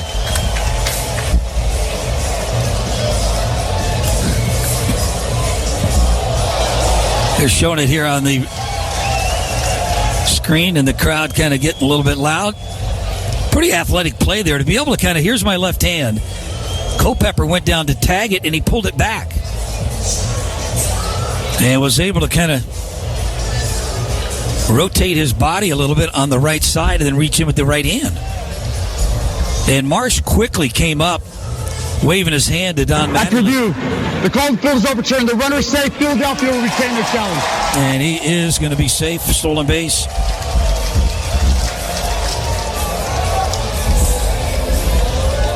A really good throw by Jeffers.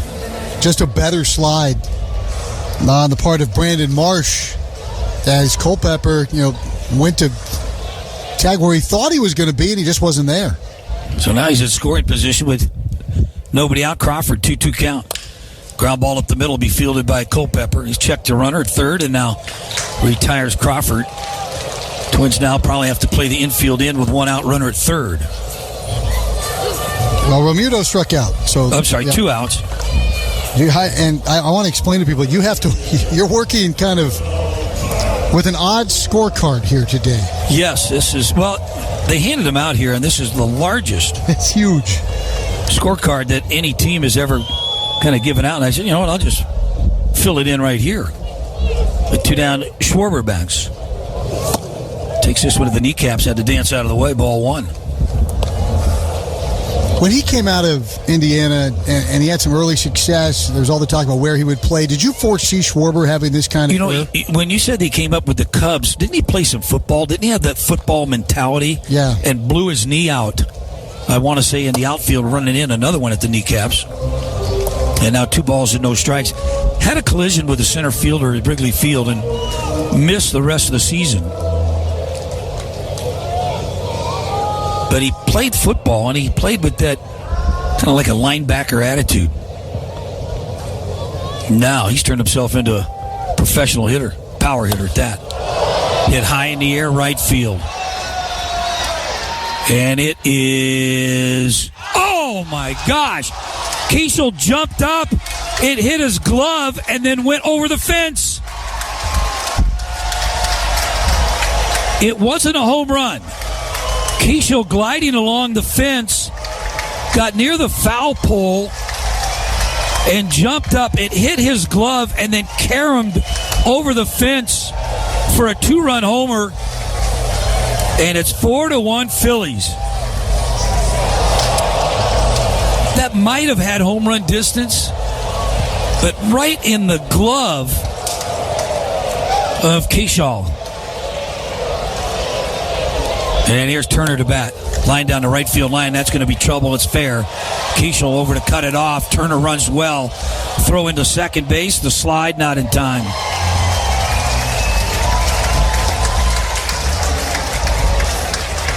There's the slide by Turner. And like you said, like watching Byron Buxton run, watching Trey Turner slide, he's on the ground just for a brief second and pops up. Total balance. It's like his uniform doesn't even get dirty. He just kind of hovers over the dirt. But let's go back to that play in right field. Off the bat, that ball was hit so high. I thought for sure it was way deep into the corner, but the wind, I think, hung it up a little bit. Keishel never gave up on that ball and came agonizingly close to making a great catch. I think it would have been a home run. Here's Harper, and he hits a base hit up the middle. Diving, Clemens can't come up with it. Turner, he can jog into home plate with the 5th run. So Harper picks up an RBI single, all with 2 outs. So that's what they do, Schwarber, Turner, Harper. That's your meat and potatoes. You're not done. You got a guy batting right now that's leading the league in hitting. Have you ever had that as an outfielder, going up, trying to grab one, have it deflect? No. It's such a rare confluence of events. As Arise takes this one, low ball 1. I've seen on several occasions, Jose Canseco, one of them in Cleveland, where he put his glove up to catch it. It hit him right on the top of the head and then bounced over. I think Joe Adell had one of those earlier this year. I think that it's more embarrassing than it hurts. Pitch in tight, Arise down on his backside.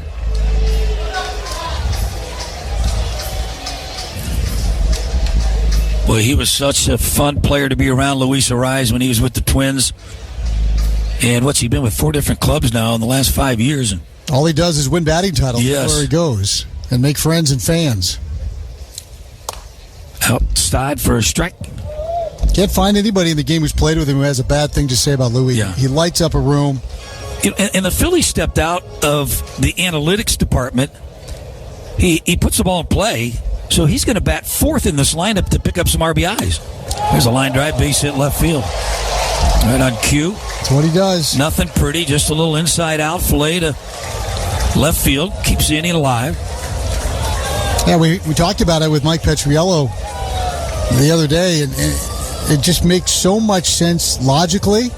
And there'd been all this ruckus around the game. Well, what's his value? Singles don't matter. Well, if I'm getting 200 of them a year, a couple of them, how do we make those matter? Yes. And so, well, what if there are guys on base? And he keeps finding gaps like that. Well, they're probably going to score.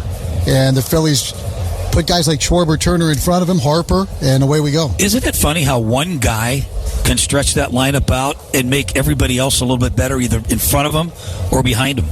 And he doesn't strike out. No. And so you're always, as a pitcher, you feel like you're in a fist fight every time he's in the batter's box. There's no easy way to get him out. And I can make a real good pitch, might even be off the plate. He still finds a way to put it in play. Here's Stott to bat. He has a hit. RBI. Came back in a 2-run first inning. Another good player. Sliding him over to third base. They liked him at second. As this pitch runs off the plate outside, ball 1. And again, Arise coming over here now. He's pretty much their mainstay second baseman.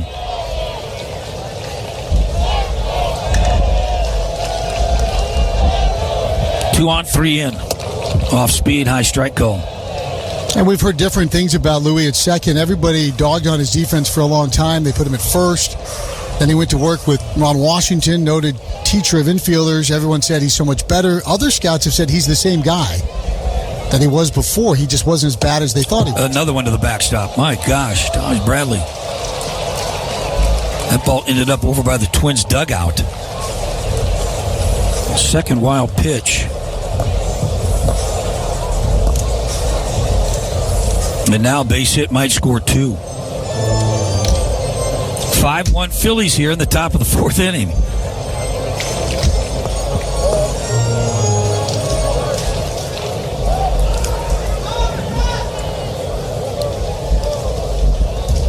Scott with a count of 2 balls and a strike as Bradley delivers that one, missed down and in. And now 3 balls and 1 strike. Bradley at 86 pitches. Travis Adams up in the pen. Okay.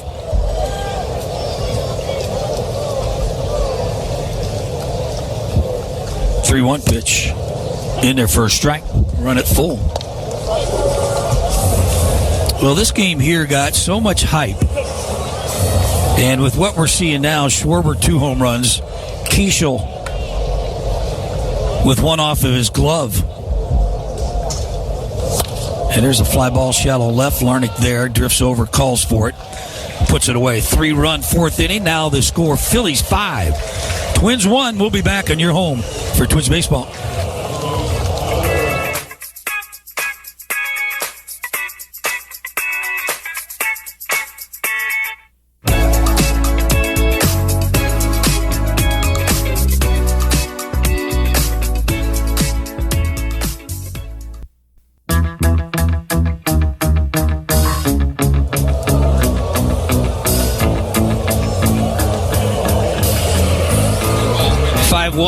Phillies over the Twins. We enter the bottom half of the 4th inning.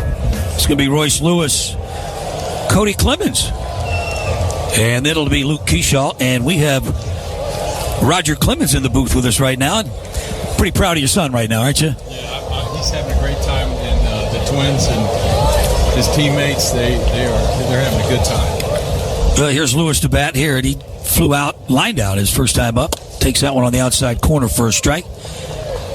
Yeah, you got to be proud of where he's at right now. See the Twins add some pieces. You know, they're right there.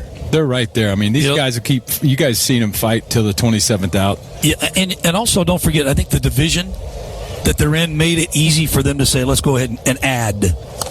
Swung on a foul back, 0-2 now. It's been nice to see, and I think that just. I think when the guys were a little down last year, when they sold some big pieces, they were a little more pieces. Yeah, they did. You're right. Griffin Jacks is one of my favorite arms in the league to go along with Mason Miller. I mean, there were a couple guys I told the Astros, doing a little work with the Astros, I said, hey, if they become available, you might want to take a look. Check swing. He went around on it as Lewis couldn't hold up on a bender. 1 out. Yeah, this next hitter should be fun. Cody Clement. Where were you, Roger, for the ultimate Grand Slam? I was actually watching. I was at my foundation, and man, that was pretty incredible. I asked him if did you get to watch it live? I saw it live. Yeah, I saw it live, and I could tell his feet weren't touching ground. He said he blacked out going into second base. I can believe it. So that was pretty. He had a great bat flip too. He really did. He bats here, takes it inside, ball 1. Nola's out pitch has been that hook, and of course JT. They know him, so this would be a good challenge for him tonight with your former teammates that know you.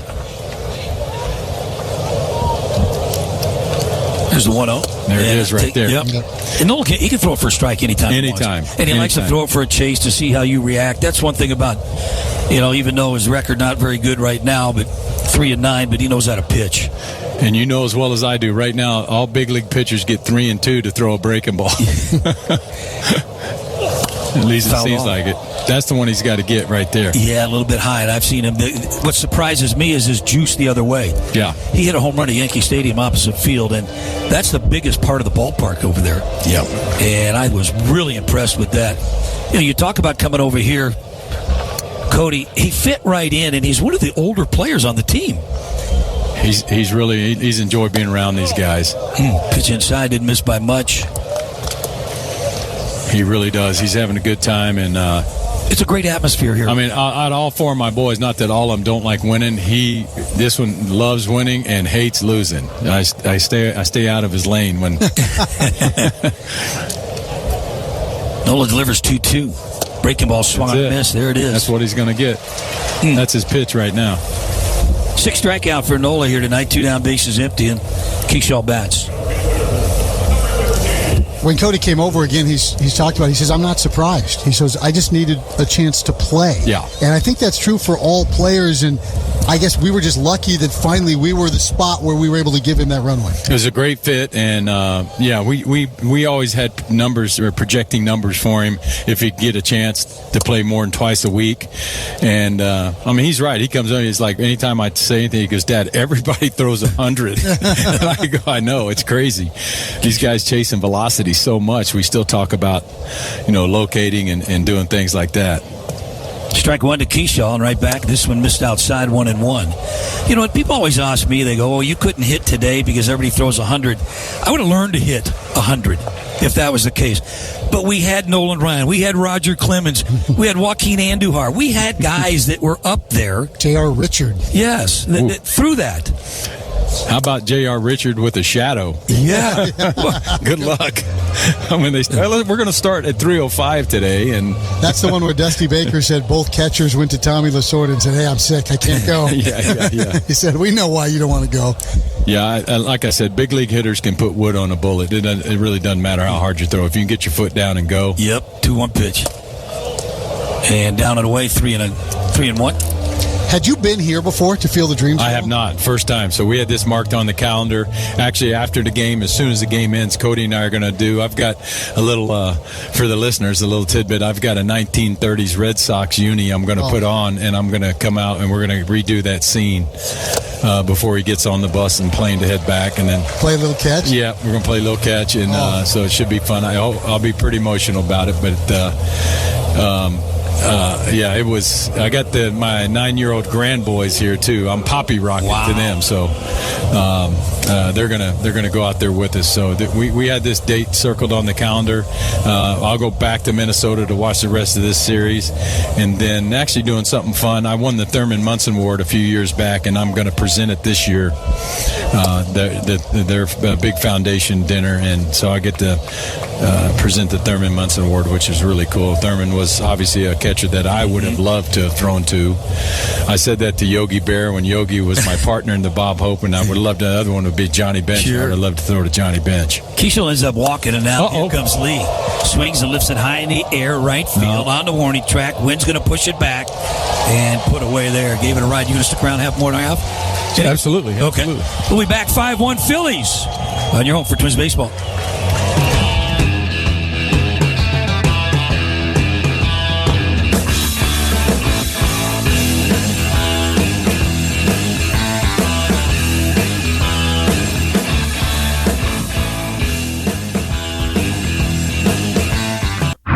Out-of-town scoreboard update brought to you by Northland Ford. Stop into your local Northland Ford dealer today for a full lineup of Ford vehicles. Checking in on the Red Sox and the Blue Jays. Boston trying to avoid getting swept by Toronto today. It was a 1-0 game into the 8th until this. Here's the pitch, and it is driven into left field. It is back and has gone. A slam for Durbin, and the Red Sox lead it 5-0. Who needs 10 fingers? Durbin, tone setting, and the Red Sox finally a big swing in Toronto. Yeah, Red Sox score a bunch of runs late to win 7-0. In the game, Max Scherzer becomes the 137th pitcher to reach 3,000 innings. And how about the Red Sox lefty Peyton Tolley? 8 innings, 2 hits, no runs, 2 walks, and 4 strikeouts. I'm sure Roger's gotten a look at the big fella in Boston. The new pitcher is going to be Travis Adams, and that is night's over for Taj Bradley here. Going to go just 4 innings through 88 pitches. Gave up 6 hits, 5 runs, couple home runs. He'll give way now. Adams' first batter he'll face will be Alec Baum. 5 runs, 7 hits for the Phillies. And the first pitch in there for a strike. We just heard the highlight, Roger Peyton Tolley. Boy, he has been a revelation. Do you keep tabs on these young arms? They come up and kind of track kind of how they develop? Yeah, I see a handful of them.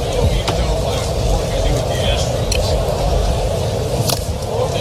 they bring me in, Booney had me come into Yankee camp and visit with a couple of guys. A lot of the guys trying to learn to split finger and how they hold it. So a lot of guys now are hooking a seam. We're standing there that's a little more stress on the elbow. Yeah, a little stress on you. Got to be careful with that, And but I love visiting with the young guys for sure when they ask pointed questions. No balls, 2 strikes, and a swing and a miss. Got him on a fastball away. Out number 1. It's been fun for me watching the Twins because they play 27 out. Yes. And they get together. Cody said the locker room, the clubhouse is awesome, which you have to have to have any kind of wild card or playoff run. But he's part of that chemistry. He's part of the guy that has built that atmosphere in there. Yeah, he's in the middle of all of that. Yeah. And are you surprised? We say he's our best first baseman. He's our best second baseman. He's our best corner outfielder. Yeah. Are you surprised at how well he plays defense? Yeah, he's when he was little, he ran. I mean, if he was at short and the ball was hit, he would run and get the ball before the right fielder got it. I mean, that's the way he was when he was small. And he's like I said, he loves being around the guys, and he just wants to win, and I want him to win because I want him to experience playoff baseball as we know it. Yep, that's the big dance you want to go to. I think it's somebody like Trout. Never been. It's unbelievable. The career that the kid's had, and he's never going to experience that. He's had one game. There's a ground ball past a diving Lee out into left field. Marsh picks up his first hit. He's walked his first 2 times up. I mean, like even right now, I'm confident if they can keep it at 5 runs, they can get through this inning, keep it at 5-1. I still think these guys will chip away and make a game of it. Are you on board with the ABS? How well would that have helped your game? Yeah, I love the pitch clock because as you know, most guys know because I've said it a few times out there, but I called about 95% of my game from the mound with my looks when you were adjusting your batting gloves or looking at the third base coach. So that's why I loved it that I had catchers, wonderful catchers that made me look good and they paid attention to detail. As far as the strike, I know they pinch them east-west now, which is okay with me. I would love to feature 95, 97 in the top of the zone and then have Mr. Splitty make an appearance down. Yeah. I remember it. Yeah, Danny doesn't like that idea. Well, I remember it. And when they started to do the launch angle, at Remuto bats, kind of 1 ball, 1 strike, that's what they said. And to counter the launch angle, pitch up in the zone. Yeah. And they were doing that. But you did it before that. Absolutely. Foul. And when I'm asked about hitters that cause me problems, the power guys really weren't. Everybody wants to hear, like a Greg Luzinski or Kingman. And when I was in my early 20s, all the way to Pujols or something, I'm going to give you one pretty good pitch to hit. And if you foul it off or miss it, I've got you. You were the ones that gave me trouble. You contact guys. Yes, I would choke up on you. I know. I know if I have a 10 or 12 pitch at bat with you, I'm in trouble. Because now, I know it sounds strange, because now I'm not getting to the 7th or 8th inning, maybe 9th inning. If I have one at bat with you that you stretch me out to 11 or 12 pitches, I'm in trouble. And especially if you come up and do it again to me, 9 or 10, I'm not getting to the 7th inning now. Pitch count, 2 balls, 2 strikes, 1 out, 1 on. Fly ball, shallow right field, Keyshaw there. He'll wait for that to come down and now puts that one away. 2 down. Number 9 hitter Crawford. I would love it when they would what I call the kitty litter in front, when somebody would water it down too much, the kitty litter, and I throw the 2-seamer in there, and I want you to hit it in the kitty litter through the Velcro. And we played in Wrigley against Maddox. They'd let the grass, U.S. Open rough. Yeah, they would leave it high. And the announcers, you guys would say, in the kitty litter through the Velcro, double play. Or Sparky in Detroit. Oh man, I guarantee you couldn't see your ankles in that grass. What was the old saying that they couldn't have a father-son game because they'd lose the kids in the infield grass? Well, they had that because it was Trammell and Whitaker. That's it. They wanted the ball to slow down. They kept them around so long. 100%. We're at the top of the 5th, number 9 hitter Crawford. Check swing, didn't go around.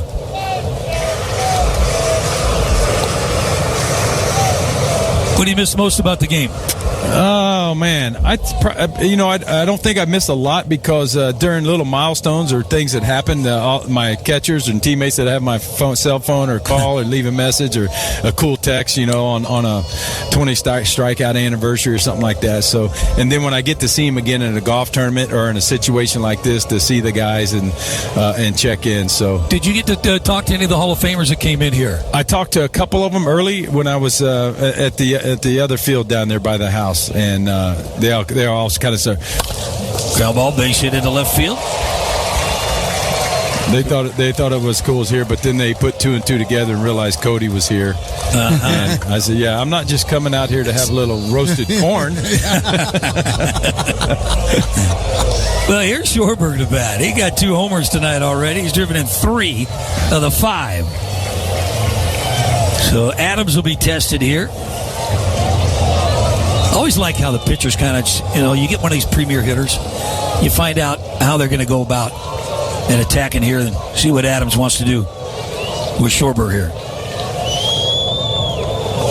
Well, and you pitch guys a little different. I mean, once you get down to late September and it's a possible opportunity to get into the playoffs, or once you're in the playoffs, like I told an Aaron Judge or Jordan, how you're going to pitch these guys in the playoffs. High in the air, center field. Wynn's going to hold this one up as Buck puts that one away. They strand 2. We're through 4.5, 5-1 Phillies, and Roger Clemens. Thanks, I want to thank you very much. Appreciate it. Thanks for coming good seeing you guys. Yeah, we'll be back. You're listening to Twins Baseball.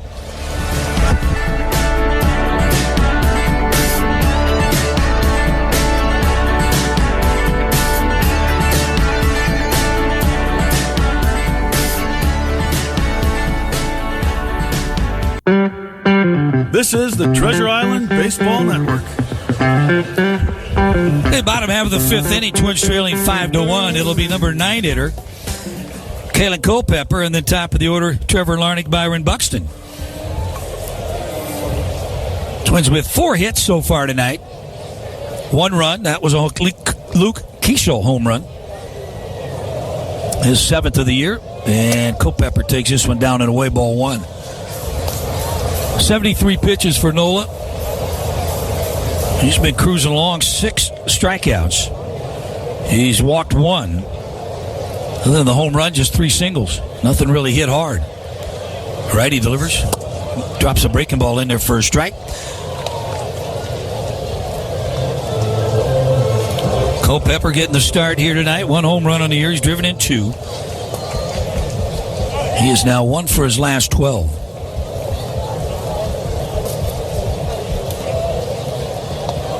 Lights are on here, and I know Major League Baseball insists that they have, at least for the infielders, Major League quality lights, and it looks bright now. Swung on a missed on a bender.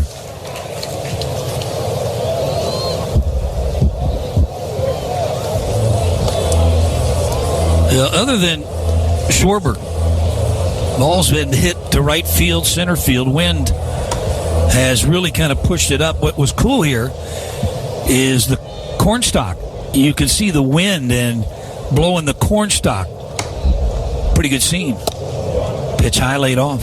Really, you hear the song Amber Waves of Grain? Like, that's what we're looking at. The corn, really a rippling, almost water-like effect. Yeah. And they've got drones flying around here, so they're giving you different looks as well from around this ballpark.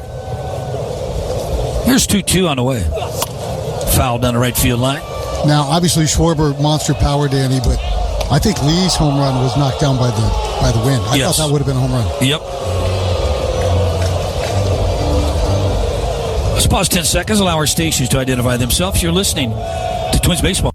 You're listening to Minnesota Twins Baseball on WELY Ely, a Civic Media radio station, online at WELY.FM. And the pitch on the way, and a swing and a miss on a breaking ball. So Culpepper's heads back. Strikeout number 7.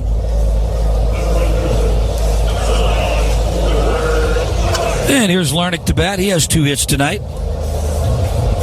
Hit a rocket his first time up to right field, and then flared one into left field, 2 for 2.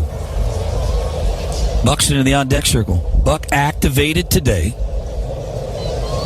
And when the teams came out and lined up on the chalk line, pulled foul.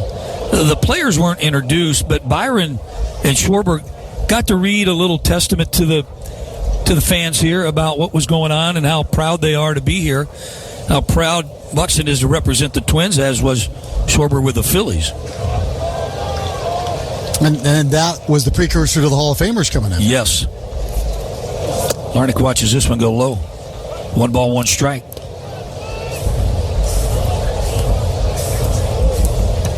And that was quite the scene. Not only you see great players with the Twins uniform on, Phillies, but all those Hall of Famers. And a pitch. Pulled foul again, and it started off third base side. Who'd we have? Jim Cott. I think the first 3 were Cott, Mauer, Blyleven, and then Molly. And then Paul Molitor. Though he had to wear a Brewers jersey. He threatened to bring a Twins one, but they had him in a Brewers uniform. Well, he went in the Hall of Fame as a Brewer, He did. Yeah.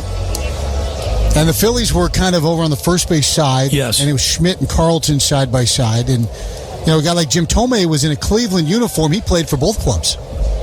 But he also went in, I think, as a Indian or Guardian.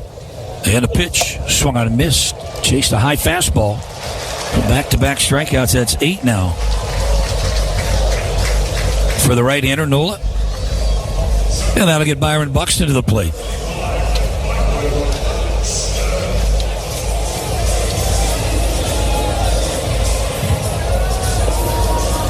Season high punch-outs for Nola's 9. His career high is 12. He did that at Tampa. Has 8 here tonight. And Buck. Ground ball third base. It's fair, and it's missed by the third baseman out into left field. Byron glides into second base. It'll go as a base hit. But Stout, he backed up on it and just kind of jabbed at it. And even if he fields it, that's a tough out to get at first base.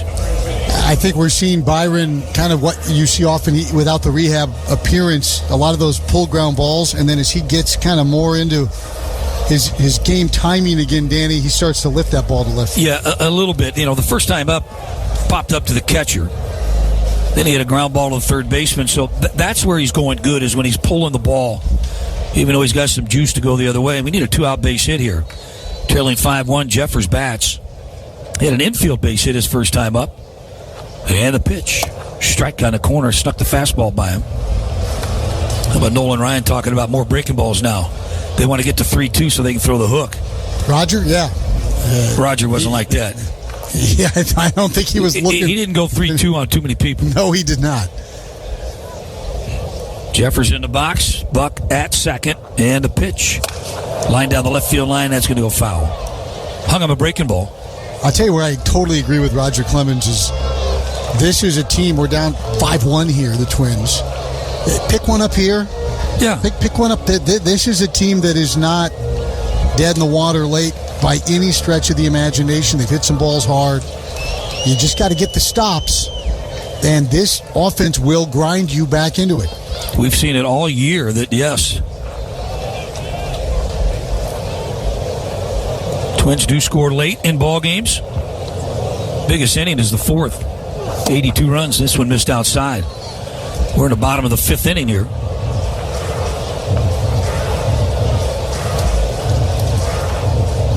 Ball and 2 strikes to Jeffers. Buck, pretty good lead at second. Left fielder Marsh deep in the left. Missed up and away, evens it up 2-2.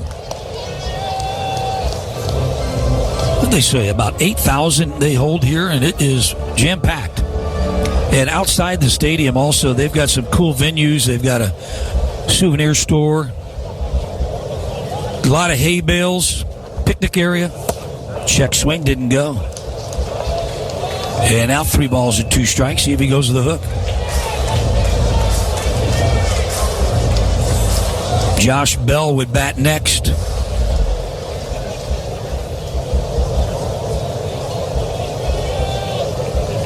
Nola about to throw his 89th pitch and now steps off. Pitch clock was getting down there, and Nola stepped off to and reload that clock. Big pitch here, 3-2 on the way. Hey, break him on. He walked him. Tried to get him to chase. Didn't. Second walk issued by Nola. Now that'll get Bell to the plate. This is a guy who can get the Twins right back into it with one swing of the bat, Josh Bell.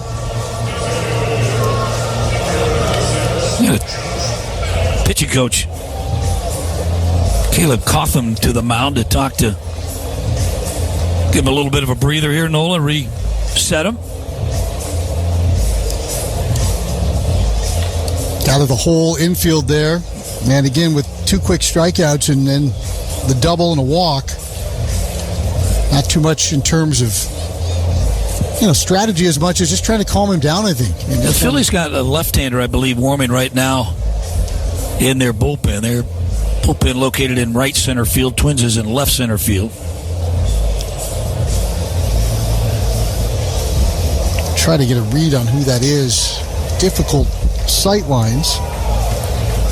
But I believe is Tim Meza, which would be perfect for a game in a cornfield to have a reliever named Meza. Bell in the box. So far tonight, Bell with a strikeout and a ground out. 2 on here in the bottom of the 5th inning. Turned out to be a gorgeous night here. Landed in rain. And that had to have been, that runway is probably shorter than the one at Midway. And a pitch. Missed down and away, running for sinker. Well, you fly into here in one of these big jets, make sure you check the brakes. That is a brake check situation. Byron at second, you got Jeffers at first, 2 down. Bell bats. And here it is. Missed inside with a fastball. Trying to be just a little bit too fine to Bell. Got a dangerous Royce Lewis in the on-deck circle.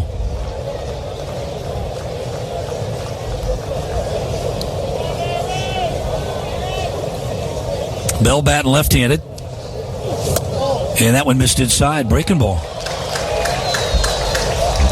We're not giving in. Staying with that hook. Bell not even taking a look down third base, see if he's got the green light here. John Deere green light. He can lay it in there. And here it is. And it does just that, and it's taken by Bell.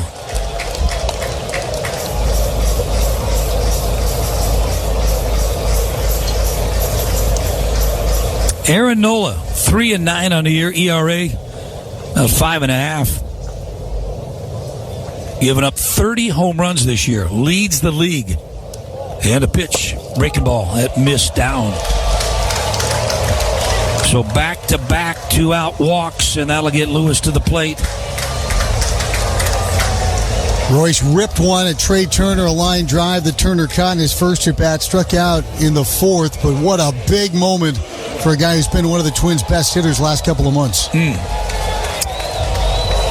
we saw last time Lewis struck out, a lot of breaking balls, and Lewis tried to hold up on one down into the dirt and was called out, said he went around. The wind blowing in from right that knocked down the Brooks Lee ball, but power here for Royce is to left. Yes. No wind there. First pitch on the way. Swung on and missed on a breaking ball.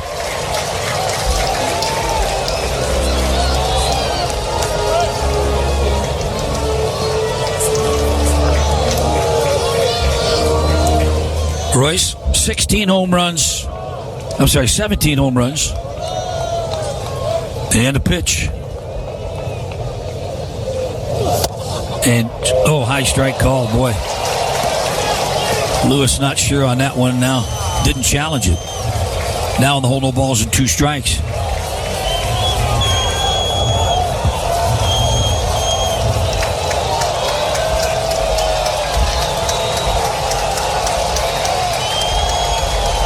Crowd come to life. Breaking ball swung on and missed. Chased in the dirt.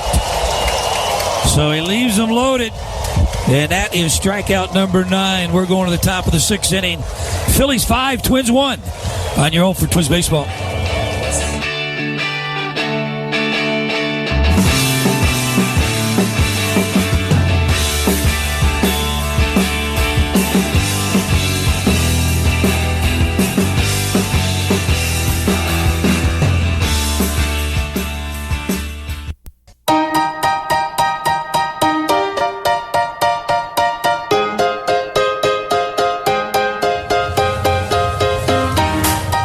Well, back here at Field of Dreams, guess we can call it Field of Dreams Ballpark.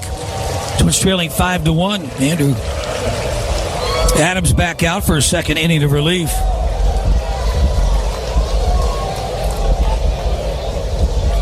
As Travis delivers first pitch, missed inside, ball 1.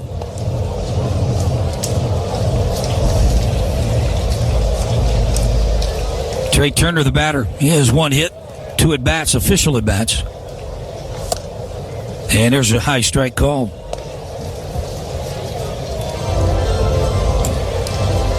Just need to keep it at 5. Keep it 5-1 as we saw in the last half inning. The Twins are going to have opportunities offensively.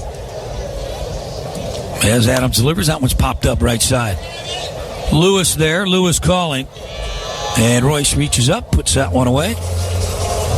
There's 1 out on a little pop-up.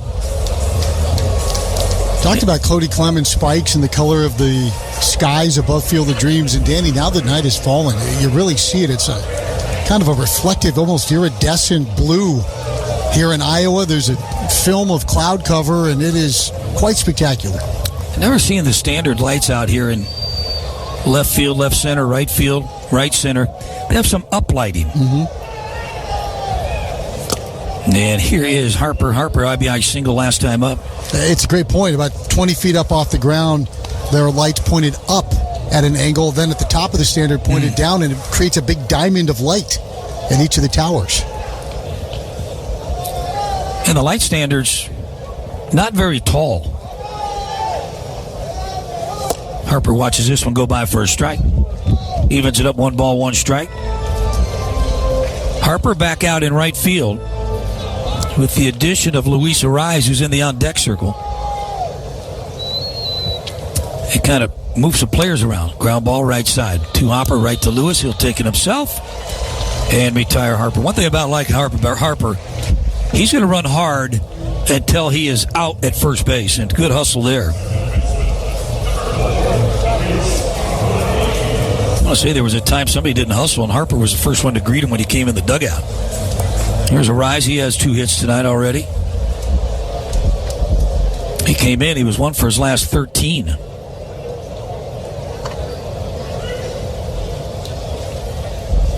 And Adams delivers.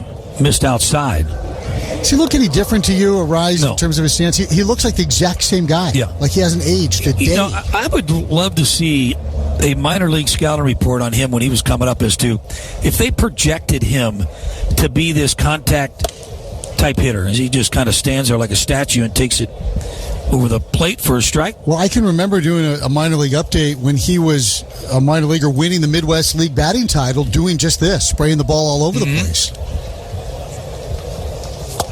And that one's down and away.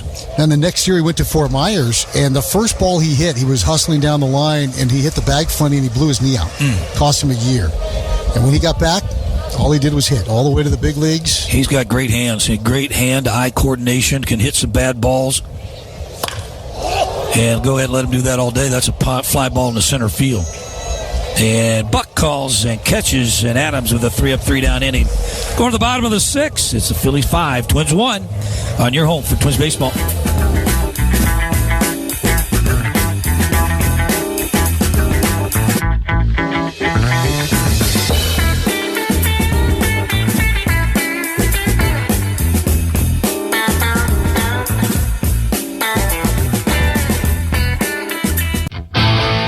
You're listening to the Treasure Island Baseball Network. Hey, heading on down to the Farm Minor League update. Fort Myers Mighty Muscles, they claimed a victory in style last night over Clearwater. Carson Tenney, he launched a walk-off 2-run home run in the 9th, giving the Fort Myers a 6-5 victory. Here, a new pitcher for the Phillies. It's going to be the left-hander Brooks Raley. First batter he faces will be Cody Clemens. First pitch on a corner for a strike. Cody tonight 0 for 2 punch-outs. Nola, it's 5 innings, 5 hits, 1 run. That was a solo homer by Keyshaw. This pitch inside almost hit him. He had 3 walks. 2 of them came in that 5th inning when he had the bases loaded. And he tied a season-high punch-outs with 9. Raley came over from the Mets at the trade deadline. Former teammate with Minter there.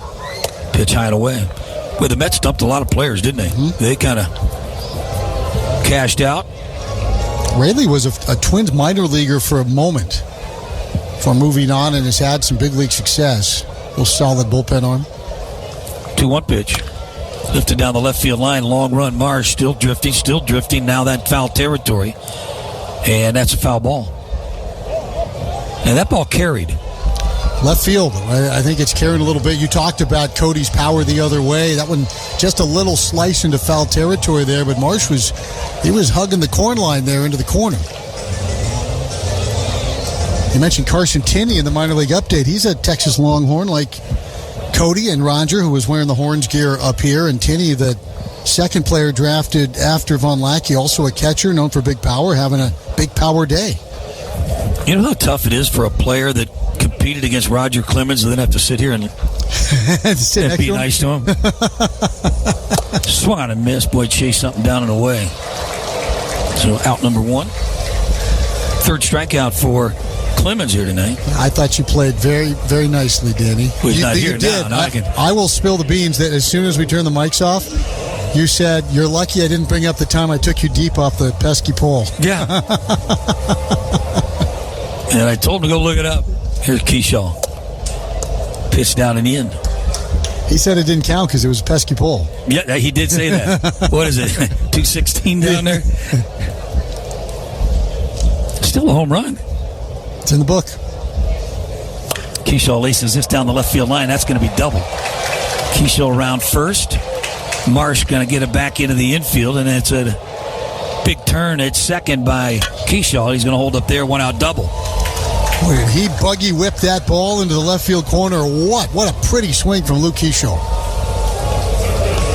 You remember when he was struggling a little bit and everything he was hitting to right field, kind of that chicken arm where he got underneath it and lazy fly balls?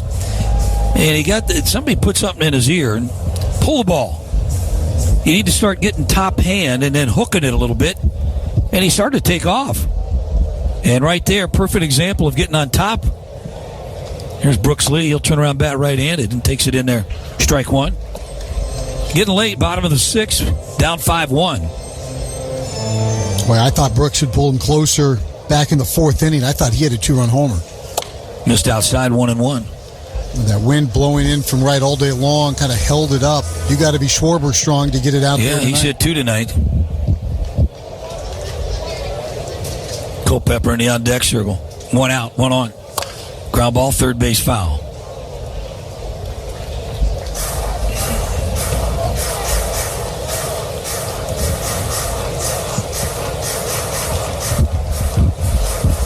Phillies have a right-hander warming. Twins bullpen looks quiet right now. Travis Adams came on for Taj, and there's strike 3 looking boy. Brooks Lee did not swing the bat. There's strikeout number 2. 2 down, 1 on. Taj Bradley tonight just really didn't have it. 9-4 on the year, but 4 innings, 6 hits, touched up for a couple of home runs. Bradley walked 4. And not sure this meeting's about. Pitching coach out talked his left-hander Raley. Culpepper tonight 0 for 2, couple of strikeouts. But Bradley from the first inning seemed like he was fighting the mound a little bit and the landing area and pushing off on the rubber. And really, 8 men batted in that 2-run first inning.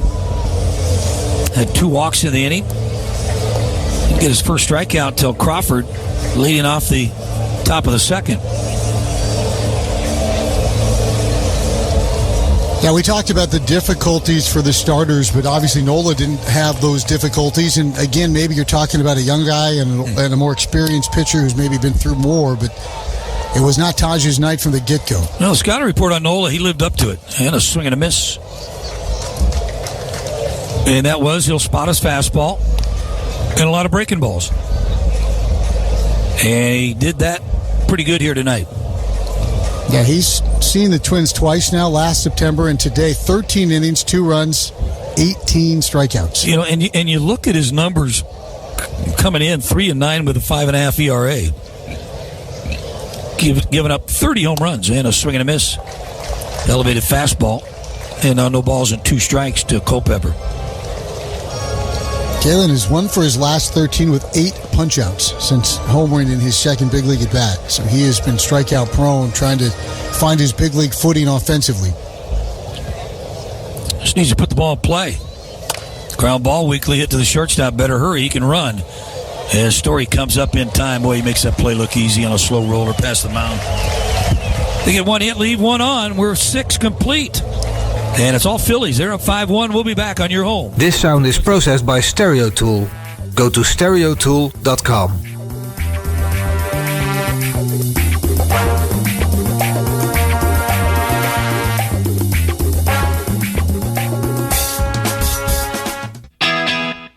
You're listening to the Treasure Island Baseball Network. Hey, don't forget the series against the Phillies. It's going to continue at Target Field on Saturday and Sunday.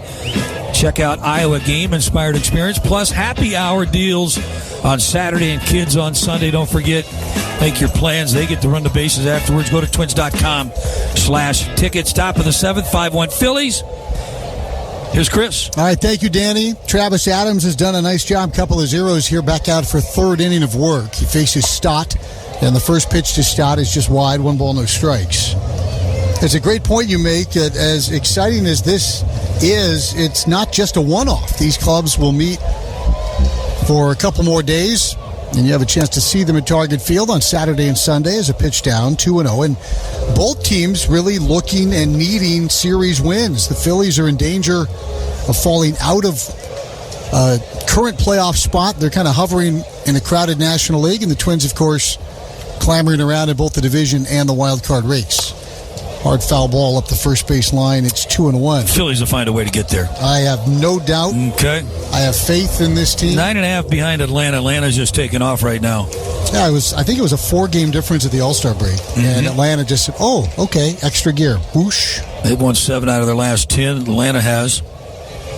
Stott takes a strike, and it's 2-2. And we'll see Atlanta after Philadelphia. Yep. So Atlanta, good ticket if you got one. Atlanta will come in after the Phillies. So the Phillies will leave town and then wish the Twins the best of luck as soon as they exit. But then the Twins head out West Coast. Red hot San Diego team. Padres are one of the hotter teams right now. Yeah, no easy games. They've won 5 in a row. It's not supposed to be easy this time of year. Pitch to Stott, spun out in front of home plate. Right out in front of home plate. Jeffers just picks it up and... Yeah, lobs it down to first. That's the one that gets you, I know, in your heart and your soul, because that's the one you wish you'd missed. Like you just swung, and well, I mean, it would have been a strikeout here anyway, but you just feel like you left something and didn't get your at-bat. There was one time in spring training, I was with the Tigers, and I bunted a ball, tried to get a bunt down the first base line, and it went about that far. And the catcher came out, I was going, and he went to go pick it up, and I kicked it. So automatically I'm out, but I was going to be out anyway. Here's Alec Boehm, swing and miss, and the count 0-1. What did the catcher do? Do you remember who it was? No, it was against Cincinnati. So whoever that catcher was. But yes. So that wasn't in the instructional video. But I was going to be out, and I just frustrated. 0-1 is inside, 1-1. Boehm is the hitter. Brandon Marsh is on deck. It's 5-1 Phillies. It's been the Schwarber show, as he has hit a couple of home runs, one off the glove of a leaping Keyshawn Wright. Keyshawn a homer of his own tonight as a pitch fouled up into the net, 1-2. Nola was really good. Bradley struggled. That's kind of the long and the short of it. Night has fallen here over the cornfields of Iowa. What a lovely setting, and what a marvelous showpiece for Major League Baseball. So fortunate the Twins get to be a part of it. Bob's over at first base now, but he was the third baseman, and they feel going on first. A little bit bigger target over there. And Stott's really good at third. Yeah, well, he's good at second, too. He's good everywhere. His one fouled back. Oh, that would have been ours if not for the net. The count is 1-2. Yeah, they love Stott, and obviously Trey Turner's not moving off of shortstop. And no. Stott locks down that hot corner. Of course, the greatest to ever do that in a Philly uniform is in the building tonight. You talking about Larry Boa? I'm talking about Michael Jack Schmidt at third base. Boa's a hurt, too. Did you see Larry wandering around? He's here. And Bo, we were so happy to catch up with him in Philly last fall because he'll come out and he'll be in that cage all day long. Yeah. All day long. He can hit a fungo real good. He's a special coach. Teacher. Didn't he manage the Phillies, too, at one point? He did. 1 ball and 2 strikes. Jeffers sets up away. And the pitch is hit high in the air to left center field. Larnach racing after it, back to the 380 sign, and it's off the wall. Bounces off the hardwood, picked up by Buxton, rallies it back to Clemens, but it'll be a stand-up double for Alec Bohm, who hit it off the barnwood in left center field on a hop. It's the 10th hit for the Phillies tonight, and there's a man at second base with just 1 out for Marsh. It's funny, we talked about our vantage point. We're low down. When the fans in front of us stand up, their heads are right there. But you can't help but notice as people are walking along the concourse, because you look down and you're like, oh, that's Cal Ripken. Oh, there goes Paul Molitor. Oh, I think that's Raleigh Fingers. And it's one after the other. Pitch nubbed off the end of the bat towards the third base coach's box, and it's 0-1 to Brandon Marsh. Marsh has that long hair, and I was curious because it looks like he's got like 1030 weight oil in it. And I asked somebody, and they said, no, he just waters it down. Yep, he does water it down, though, like the infield before a game. Got the big bushy beard as well. Well deserving of his all-star nod this year, and he swings and misses at an off-speed pitch 0-2. They had another right fielder. Was it Worth that? Jason Worth. Yeah, that used to similar look. He had that caveman look going on. And Marsh is beloved in Philly by the fans because of that. And when we were there, they had a Brandon Marsh denim night. And I don't know if he loves to wear jeans or jean jackets, but everybody in that section got to wear denim. Had a fake beard, and they wore all denim. Canadian tuxedos for everyone. 0-2 pitch here to Marsh. It's on the way, and it's down low, and it's 1-2. And they were jean jackets. What do you call it? A Canadian tuxedo? Yeah, the Canadian tuxedo. The button-ups, denim, the jean shorts, whatever it was denim. And they all had the big, long, fake beards, and were holding Marsh signs. They love them. Ball and 2 strikes. Adams looking in at Marsh. 1-2 pitch. Swung on and hit high in the air to right field. Down into the corner. Keyshaw chasing after it. It's into the corn for a home run.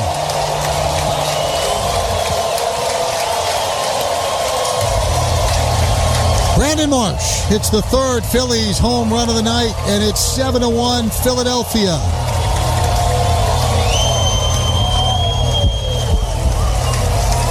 He went down and got it, and off the bat, it just had a different sound, and that one in amongst the husks and the kernels. Kind of an off-speed pitch, and he just kind of, like you said, is broke down. And he actually one-handed that ball out of the ballpark. Well, he's a big, strong man. Phillies fans are loving it. Here's Realmuto, the number 8 hitter. As the lefty Rogers is up in the pen. This one off the fist into shallow right. Long run in for Keyshaw. He'll get there and make the catch. And there are 2 outs in the inning. Crawford will bat. Marsh connecting for the 17th time this year. Schwarber has hit 36 and 37. Here comes Derek Shelton. And with the lefty Crawford due to bat, we are due a pitching change. This pitching change is brought to you by Uponor, a GF brand. Count on Uponor for plumbing that performs. We've got a scoreboard update with John Vedas next on your home for Twins Baseball. Out of town scoreboard update brought to you by Northland Ford. Stop into your local Northland Ford dealer today for a full lineup of Ford vehicles. Handful of afternoon games today, including the Reds and the White Sox. Davis Martin ejected in the 3rd inning after hitting Sal Stewart with a pitch, and the Reds took advantage against long reliever Eric Fetty. Outfield plays him straight away. The pitch. Stevenson swings, and he sends one high in the air. It's deep to left. Antonacci back at the wall, out of room, and it's gone. A 3-run home run. Tyler Stevenson. It is a 4-run 4th for the Reds. 8-4 Cincinnati. White Sox would make it close late with 3 runs in the final couple of innings, but Julian Garcia nails down the save, and the Reds beat the White Sox 9-8. With that loss from Chicago, the Twins are now within 3 games of first place in the Central, fellas. Yeah, maybe a ripple effect there, too. You mentioned Fetty had to come in and throw, and he was scheduled to actually start. And so now they'll have to do some shuffling around in that rotation as Davis Martin ejected early in that ball game.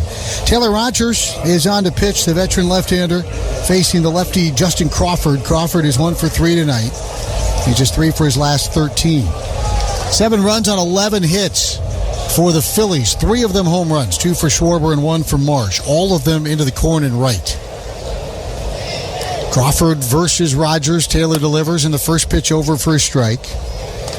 Taylor had a rough go of it a couple of outings ago, and after throwing 30 pitches, I love that Shelty went right back to him the very next day.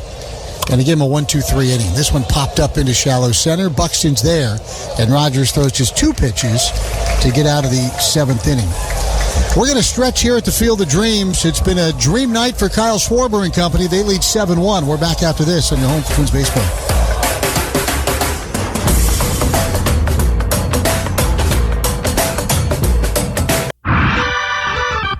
Let's get to the Pilot Games real impact from this one. When you play Pilot Games, your community wins. First time the Phillies and Twins have ever played in the state of Iowa, and Taj Bradley, the Twin starter, ran into trouble right away. Kyle Schwarber, a leadoff home run to give the Phillies a 1-0 lead.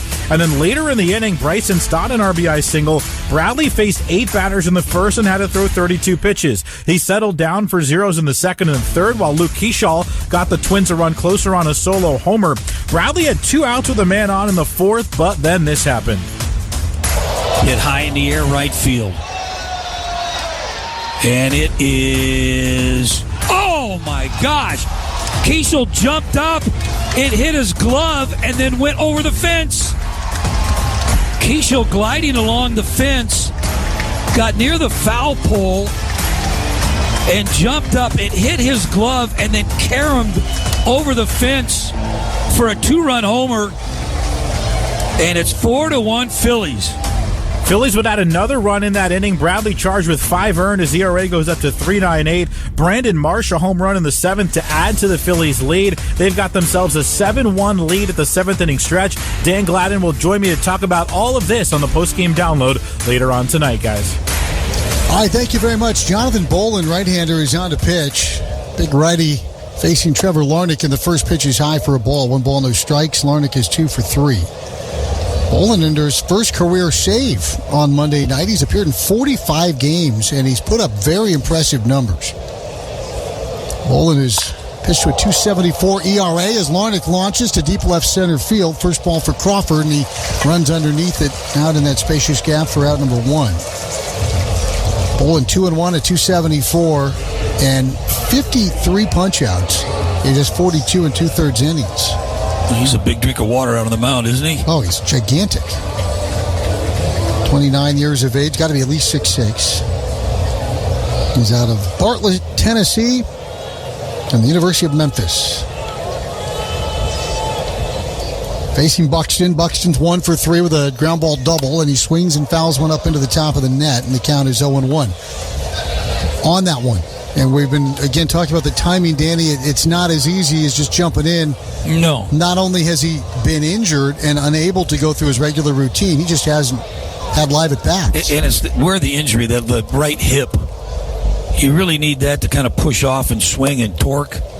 0-1's wide, 1-1, but that last swing was a sign that it's in there. And we saw it when he was struggling. He come in here, was 0 for 17, went 0 for 19, and finally was able to turn on one. Watches that one off the plate away. Good take. So the eye is sharp, 2-1.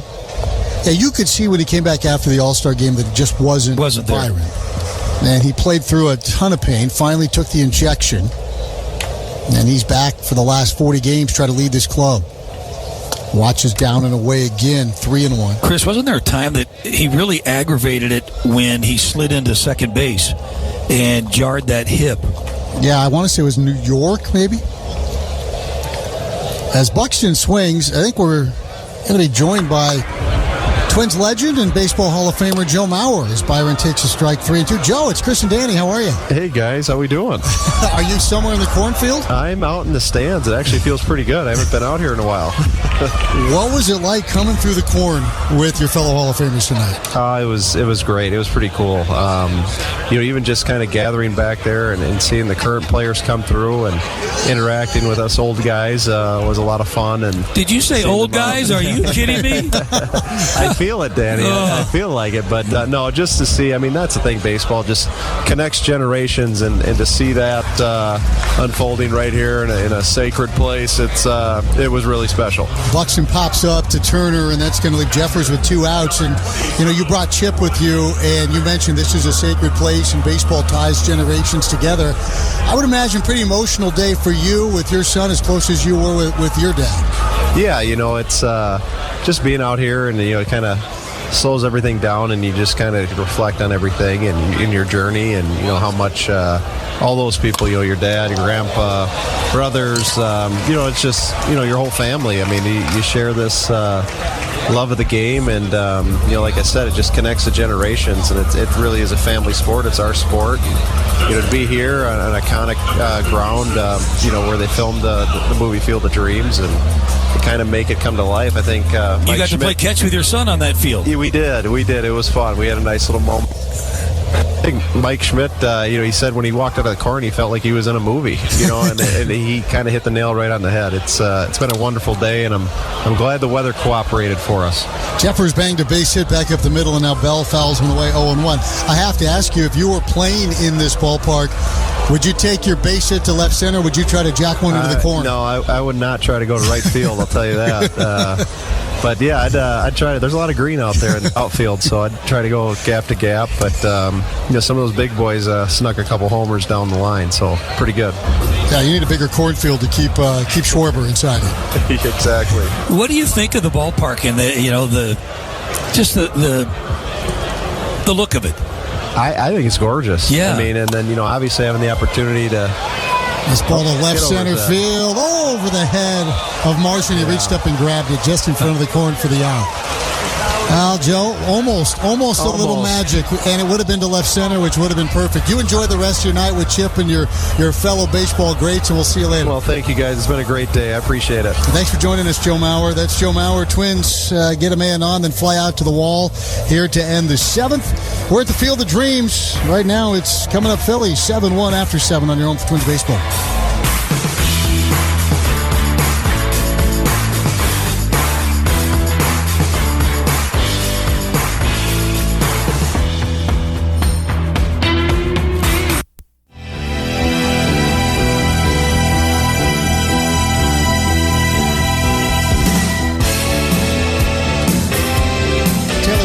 Back out here in the 8th. He'll get the lefty Schwarber, then Trey Turner to the righty. Then there's lefties Harper and Arise.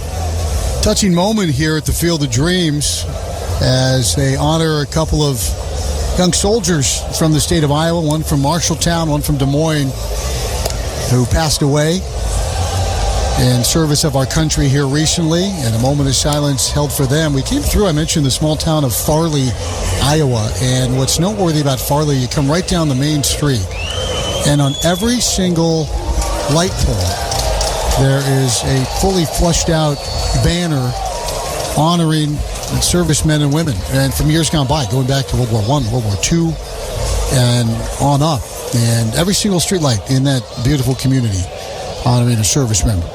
Here's Kyle Schwarber. He's been the star of the night. And the first pitch from Rogers in for a strike. It was a sweeper. It had him jumping out of the way and then slithered right across the big white part of the plate. 2 homers for Schwarber. He has 37 to lead the big leagues. Rogers delivers, and he came upstairs, and he swinging miss 0-2. Schwarber now 377 home runs. He has faced Taj Bradley 4 times. He's 3 for 4 with 3 homers. One tonight off the glove of Keyshaw. Now, in fairness to Luke, he was up over the wall trying to catch it.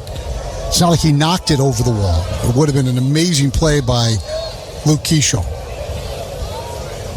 So 2 wide, 1 ball, 2 strikes. Appreciate Joe Mauer joining us. We had sent Drew Alberson out roaming with our wireless microphone to try to track down some folks, and Joe was kind enough to step away briefly from, as he put it, watching the game in the stands for the first time in a while. As a called strike 3, inside corner, Taylor Rogers rings up Schwarber. Attaboy. There's one away. Let's take 10 seconds for station identification on your home for Twins baseball. You're listening to Minnesota Twins baseball on WELY Ely, a Civic Media radio station. Online at WELY.FM. Trey Turner's now the hitter. Beautiful night here in Iowa. Grounds one down to Culpepper, who scoops it up, and he throws to first, and he throws a strike. Boy, that one hit Royce Lewis right in the chest. That was a beautifully executed throw by Culpepper, with Turner gliding up the line. 2 quick outs. Harper will bat. Well, you know, the iconic movie Field of Dreams, which started all of this, well, it really started with the Kinsella novel.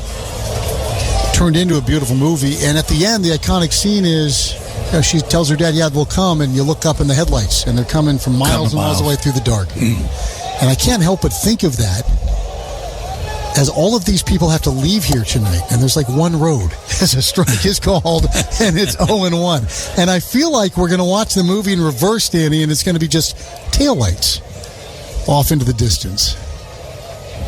0-1 to Harper is check swing. He went 0-2.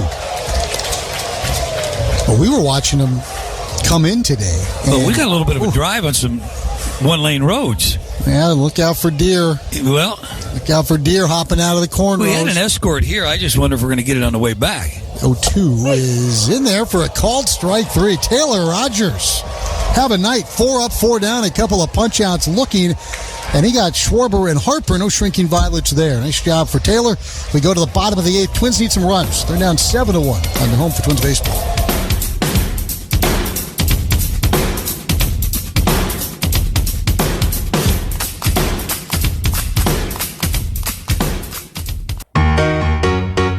You're listening to the Treasure Island Baseball Network. The beautifully named Orion Kerkering is on to pitch. He's had some really, really good times for the Phillies. He's also taken a lot of heat from Philly fans at times. Kid's got very good stuff. And the right-hander is going to face Royce Lewis, then Cody Clemens and Luke Keyshaw. He's 6-1 this year with an ERA at 3.88, 50 outings. So he's been a workhorse, 51 strikeouts and 46 in the third, but he has walked 26 and hit 4. So he can be a little wild. Twins need base runners.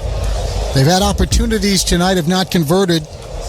Royce Lewis at the plate. First pitch down, 1 ball, no strikes. Royce Lewis was at the plate with 2 on and 2 out in the first. He hit a screaming liner, but right at turn to the shortstop. And then in the 5th, with the bases loaded, he struck out with 2 outs as a pitch down low. That was a 2-out rally that started with Buxton's bounding ball double, then a couple of walks, and Lewis was the final of the 9 strikeouts tonight for Aaron Nola.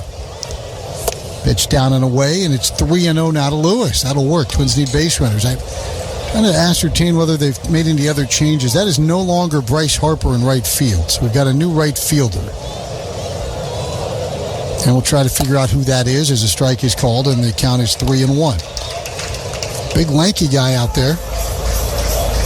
They don't have the numbers on the front of these 1939 jerseys, so we got to wait for him to turn around and husk some corn.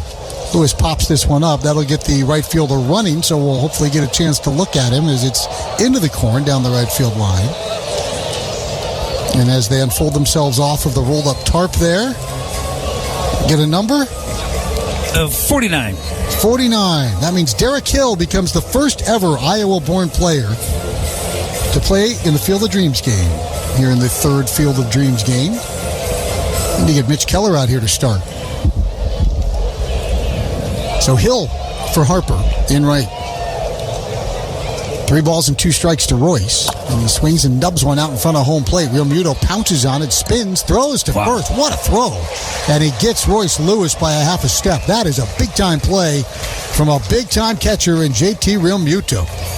Some things you can't teach, Danny. No, those are the things that when you go show a video how to field that type of play right there, that's how you're going to run it. He ran past the ball and then reached back as he's turning his body his back to the pitcher's mound and gets it and blindly knows right where to throw it and threw a seed to first base. Did everything right. Footwork, left behind home plate, discarded the mask. He did everything perfect. That was a clinic. That was perfect. That's a video right there that you teach. That's a teaching video right there. Cody Clemens is the hitter and takes high. 1 ball, no strikes. 0 for 3, 3 strikeouts for Cody today. Let's read some numbers on Real Muto also about his challenges with the ABS. He's like at 70% getting them right, getting them overturned. That's very good. And just to put in perspective, I think Caratini's awfully good, and he's about 65. Yeah. 1 ball, 1 strike to Cody. We haven't seen a whole lot of 3 strikeout games from Clemens this year. Cody versus Kirkery. Cody, nothing but good things to say about his time with Philadelphia, just that there wasn't enough playing time because they were so loaded around their infield. Fouls this one off his hands, 1 and 2. And Chris, filling out my lineup card here, you look at the players they got. Schwarber, 116 games. Turner, 118, 122 for Harper. Arise, 114. So these guys play every day. Every day. Every day, all the way down to the Real Muto, 89 games as a catcher. Well, dribbler up the first base line. Cody erasing it. Kirkering picks it up, and he flips underhand to first and gets a hustling Clemens. 1-3 the put out. Keyshaw will be the hitter. He's counted for the only Twins run tonight with a solo homer. Hey, come sail away with the Twins. It's Yacht Rock night on Friday, August 28th. Catch the smooth sounds of a pregame Yacht Rock cover band. Score a captain's hat with a special ticket package and enjoy postgame fireworks in your captain's hat. Cruise into Target Field with your tickets at twins.com/yachtrock. Keyshaw has been on base all night as a strike called 0-1. He had back-to-back games where he reached 3 times in the last series. Mm-hmm. And then he had a sac fly in the game yesterday, and today it's been a homer, a walk, and a double. He watches down and away 1-1. And again, the on-base numbers are going up. Just skyrocketing and right where I think the Twins hoped to see Luke Keyshaw. What I like about Keyshaw is that he's making a name for himself around the league, not just with his teammates, but around the league, people are asking about, hey, who's this second base or who's Luke Keyshaw? The only question really is where is he going to play? Yeah. And that's he's played some center field. I think he's going to play the outfield now. Check that, and it's down and away. I agree. Would you see him playing in the infield anymore? Maybe an emergency situation. I mean, he's athletic enough that I wouldn't put anything past him. Right. And it's just that's what's so hard to fathom is he puts in the work. He's really athletic. As a strike called and the count is 3-2. There's nowhere you could say, oh, it didn't work because A, he isn't coachable or he didn't try. None of that. Mm-hmm. I mean, he is incredibly coachable and he works harder than anybody. But for whatever reason, it wasn't working. His feet were speeding up on him. So, yeah, I think the outfield's probably where he ends up. And I think he'll continue to go to school out there and hone what he already has in natural instincts. As he takes a called strike 3. He thought it was ball 4. Keyshaw doesn't challenge, but he has some words for Bruce Dreckman. And the inning is over. So the inning ends with a whimper, and the Twins down 7-1 as we turn our attention to the 9th here in Dyersville on your home for Twins baseball.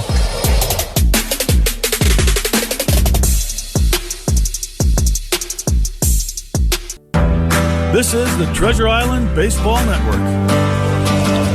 Tommy Nance is on to pitch for the Twins. Been a nice pickup from Toronto. Nance takes over from Rogers, who was really good tonight. 4 up, 4 down, couple of strikeouts. Adams logged 2 2/3. Gave up the 2-run homer to Marsh late. And, of course, Bradley had a rough go of it from the drop. It's going to be Arise, Stott, Bohm against Nance. Nance lost his father way too young, quite emotional about playing here at the Field of Dreams. I heard from Joe Mauer about kind of the generational impact that movie has had and continues to have as a pitch down and in 1-0. And you go back to the book was written by W.P. Kinsella. Obviously, the characters in the movie had the name Kinsella. And I was chatting with Pat Royce about it. He came in to talk to Danny the other day, and he was friends with Kinsella.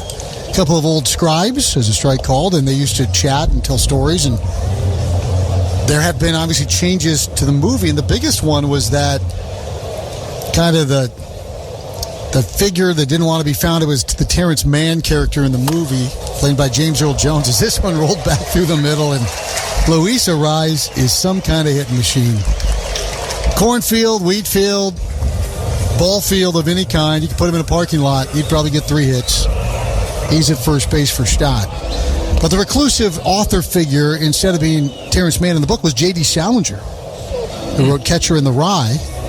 Rye, corn. I mean, it would be kind of, you could see, you could make the comp. Don't they make a good drink with that? Yeah, well, we might find that out before we get out of here. But Salinger's team wouldn't allow them to use the name or any reference to him in the movie, so they had a pivot. And, of course, James Earl Jones was just phenomenal as a pitch down, and it's 1-0. Ball and no strikes.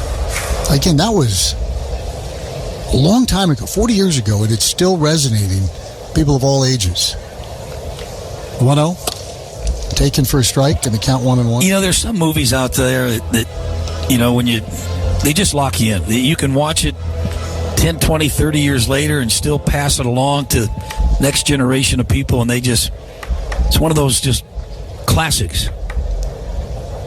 Pitch on the way, and it's taken just in by Stott. Now, not everybody unilaterally has loved it. Our own friend Corey Provis, who ducked in to say hi today to us, he rails against it because when he was little, he did a report on Shoeless Joe Jackson. You know, being a Chicago kid, that makes sense. And in the movie, they have him batting right-handed, and he was a left-handed batter. And so, Corey, that historical discrepancy that wrecked it for him. Throws him. It throws him like a fingerprint on his airline tray. Like, he needs to disinfect it. And so he was always grousing about the details, but even he was having a great time today. Just light it up, detonated. 2-2 on the ground, foul. Stays 2-2. Twins are in a heavy shade. Brooks Lee's lined up essentially at straightaway shortstop. Culpepper's up the middle. The lefty Stott, who's had 3 straight multi-hit games. He's 1 for 4 tonight, so he needs one here. He rolls one back up the middle. Culpepper has it. Flips to Lee across the bag for 1. Over to first. That's a pretty double play. Innovative Office Solutions double play. Score that one 6, 5, and 3. And that just looked pretty. Some double plays, Danny, a little prettier than others. And the way Kalen flipped it to a spot and Brooks just glided across the bag, dragged his toe, grabbed it in one motion. That was pretty. Well done up the middle. 2 outs behind Nance. That's part of his game, the ground ball, and now it's Bohm. Bohm watches wide. Hey, looking ahead, brought to you by James Hardy. The Twins back home tonight. Continue this series with the Phillies Saturday. It's a night game. 5:30 lineup card, 6:10 first pitch. Connor Prelip, Jesus Luzardo. When you look ahead to home improvements, look to James Hardy. Hardy Siding is America's #1 brand of siding. Bohm takes up and in 2-0. And get on out. We can't bring the Cornfields back home with us, but the Phillies and the Twins, that's going to be a fun matchup. Middle game of this 3-game set before the Braves come a-calling. Bohm checks it, a pitch down and away. Doesn't go. 3-0. Phillies win in order in the 6th against Adams and in the 8th against Rogers. Also back in the 3rd inning against starter Taj Bradley. They've racked up a dozen hits tonight. 3 cornballs. There's a strike called, and they count 3-1.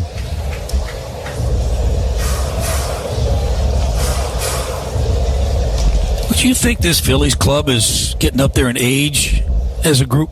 Yes. I do. I think their window's closing. This ball fouled away, and again, it's about layering in the next generation to go with your older players. And, you know, the Phillies had that great run with the Howard, Utley, Rollins group, and then they kind of got older, and they had to retool it. And they've got still some guys, I think, with gas in the tank, but the Crawfords in that next wave, they need to arrive. There's a ground ball towards third, foul. You know, young pitching too. You know, they've got Painter, who they really had high hopes for, but their pitching's getting up there. Wheeler's been magnificent. Yeah. Coming off the injury, he's just been, again, elite. They went and got Christopher Sanchez, who is dominant. Twins won't see either of those guys in the series. Duran's been lights out at the back end of their bullpen, so I think they still like their arms. As a big swing and miss, like boom, and he strikes out. Nance excited about playing in this game, and he quits himself beautifully, facing the minimum here in the ninth inning, including a double play. We go to the bottom of the ninth at the Field of Dreams. Will there be a dream ending? Twins down 7-1 on your home for Twins baseball.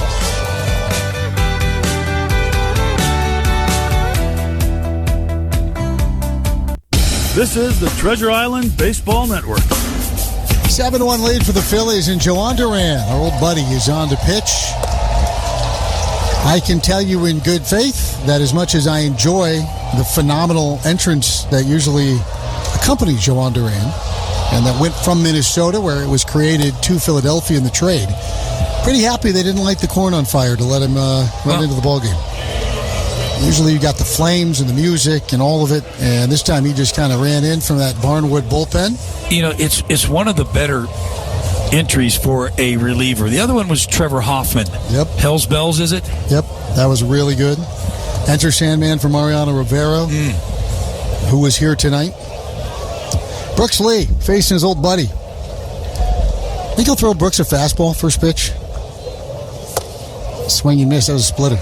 And the count is 0-1. 98. It's like a fastball. Fastball that dives down into the dirt like an ostrich hiding its head. Duran's been really good. Happy for him. He's 1-4 with a 1.74 ERA, 44 outings, 59 punch-outs, and just 41 in the third innings. He misses down with the off-speed pitch.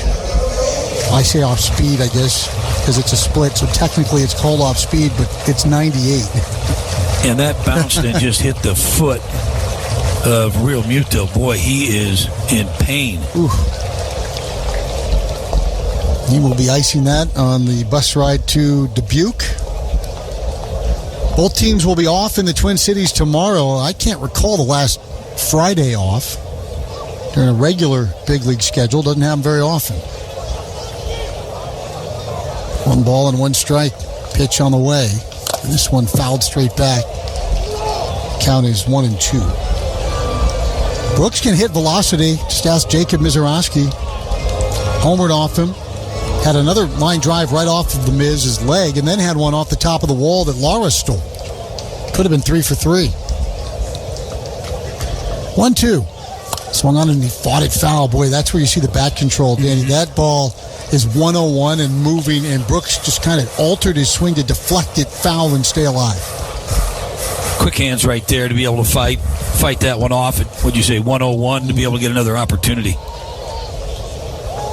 Hasn't seen the hammer yet. There it is. Missed wide with it. It's 2-2. That's a power breaking ball at 90. He waited to get to full count so he can throw the curve, right? Isn't that what Roger told us? When you've got a 101, I mean, why go with something else? Up 6 runs here. The pitch on the way. Swung on and tapped to the right side of the diamond. Arise, charges, picks it up, throws to first. And Brooks Lee is out. Twins are down to their final 2 outs here. Kalen Culpepper will be the hitter. Culpepper just 2 for 16 as a big leaguer with 8 strikeouts. So he's had 16 at-bats, and half of them have ended with him shaking his head back to the dugout. Still early as he's trying to ramp up. And his runway will be longer than that in Dubuque. Pitch on the outside corner for a strike. And again, that's 100 dotted. And the count is 0-1. 1 out here in the 9th inning. And aside from the score, as this one lined into left center field for a base hit. Attaboy. That one kind of hung up a little bit at 91, and Culpepper showed his quick hands. Whips out that bat through the zone and picks up a knock. Twins have their 8th hit of the ball game, and that'll get Larnick into the box. And Danny, aside from the fact that Twins are looking up on the scoreboard down 7-1, I just think everything about this day has been phenomenal. Fantastic. No question about it. It's been a win for everybody. Major League Baseball, they put on a pretty good show here. Everything went smooth.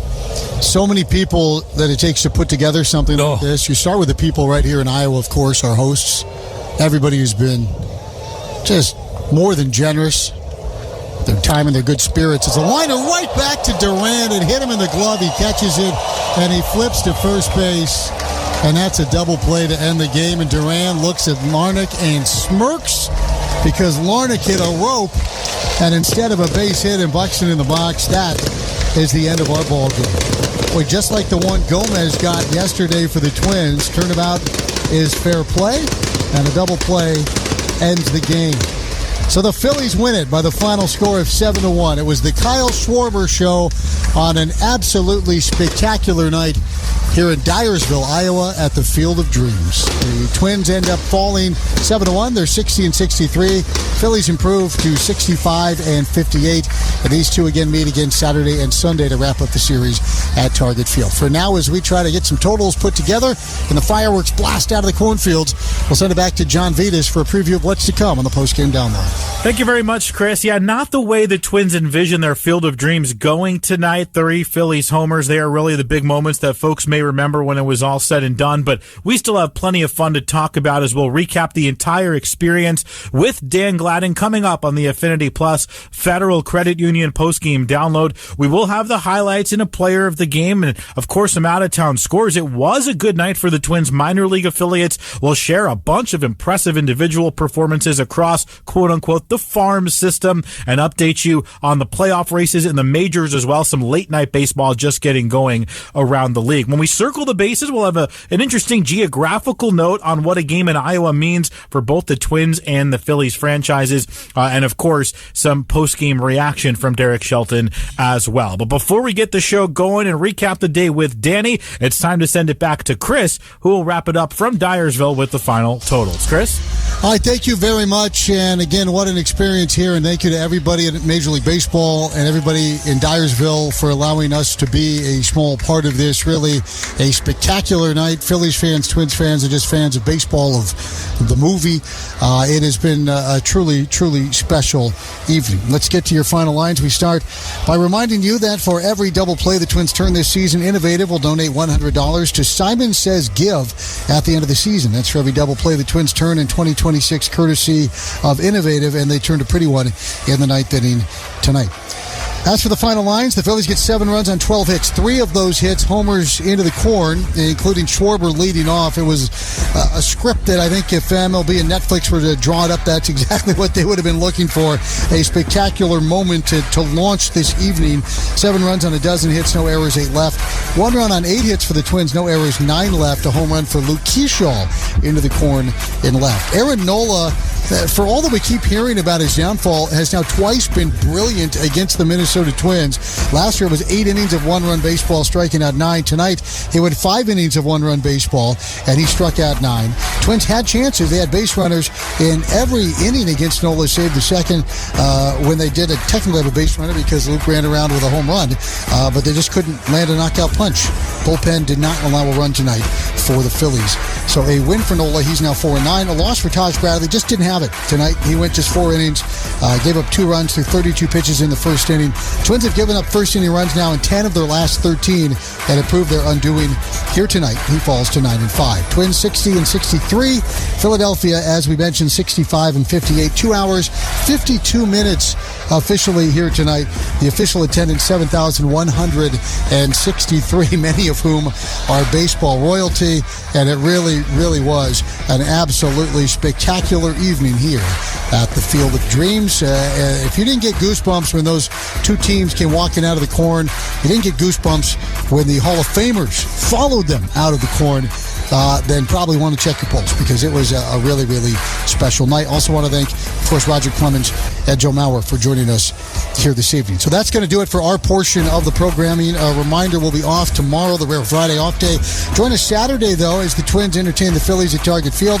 Lefty Connor Prelip is on the mound against fellow left-hander Jesus Luzardo, and it should be another really good matchup as the Twins try to level this series at a game apiece. In the meantime, as we pack up in the cornfields of Iowa, we'll send you to the postgame download with John Vitas and Dan Glenn to talk about this special night right here on your home for Twins baseball.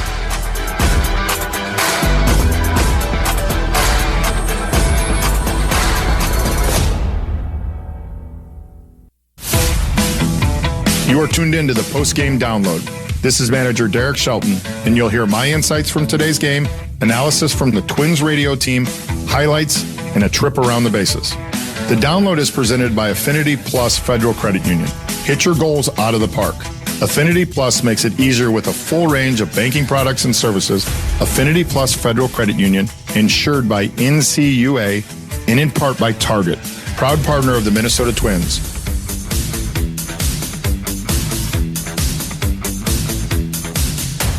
1-2 pitch. Swung on and hit high in the air to right field. Down into the corner. Keyshaw chasing after it. It's into the corn for a home run.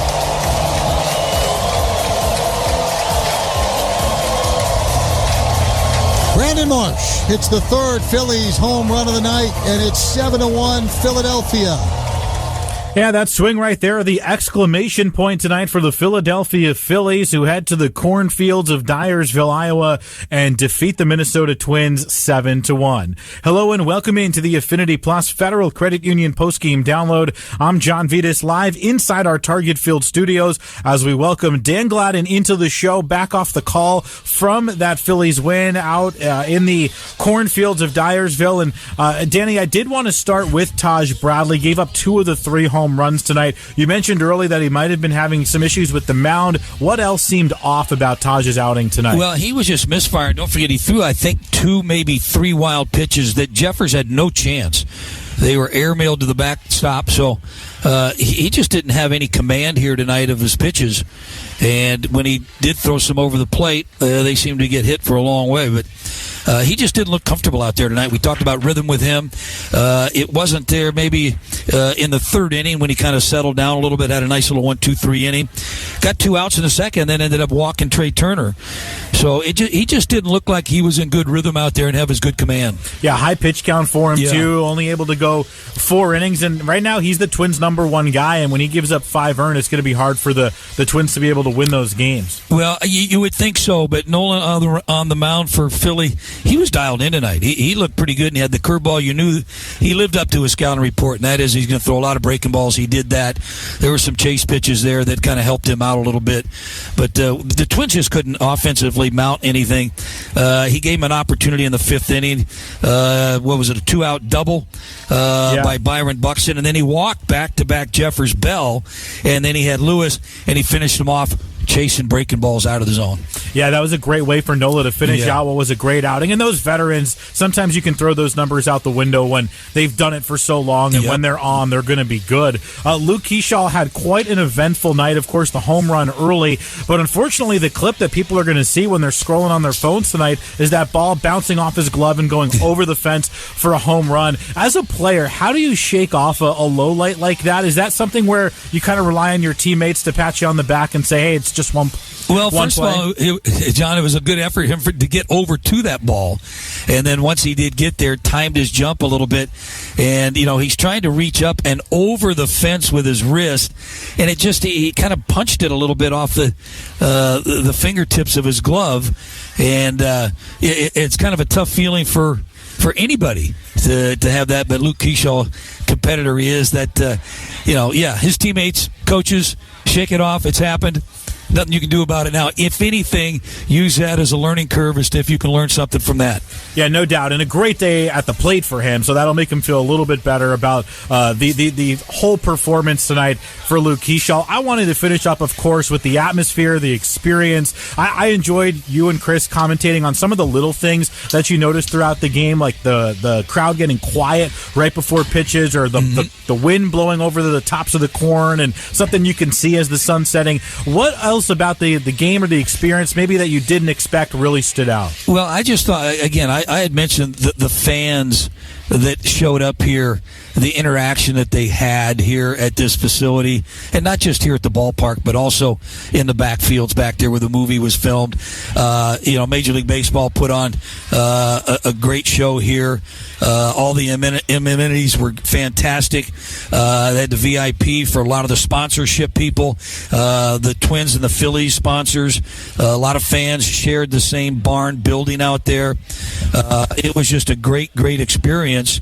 Not only for the fans, corporate people, players' wives, they all enjoyed it as well. And just to look out at this ballpark, with the big screen out there in left field, pops up out of corn.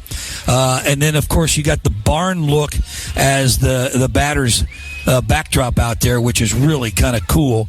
And then, of course, you had the drones flying around. during the course of the game. And I thought, the Hall of Famers coming out through the corn stalks out there in right field, what a setting that was, as well as both teams, Phillies and Twins, came out prior to the All-Star guys being introduced. Yeah, it was quite a sight. We had all the different angles here on the monitors. It looked like a lot of fun, beautiful evening, and obviously some baseball royalty in the building, which always adds to the mystique as well. We certainly enjoyed the experience, if not the final score, and of course all the great folks down there in Dyersville doing a great job setting things up, and looking forward to having you and Chris back here at Target Field on Saturday. We appreciate the insight, Danny. All right, John, thank you much. Dan Gladden starting our show in style here on the Affinity Plus Federal Credit Union postgame download. Those guys going to pack it on up, head back up to Minnesota, an off day for both teams tomorrow. Well, we're just getting the show started here. When we come back, we're going to get through all the highlights in this one. Of course, some Phillies homers included, and a big moment that the Twins had to potentially come back in the middle innings, and some out-of-town scores and postgame reaction as well here on your home for Twins baseball.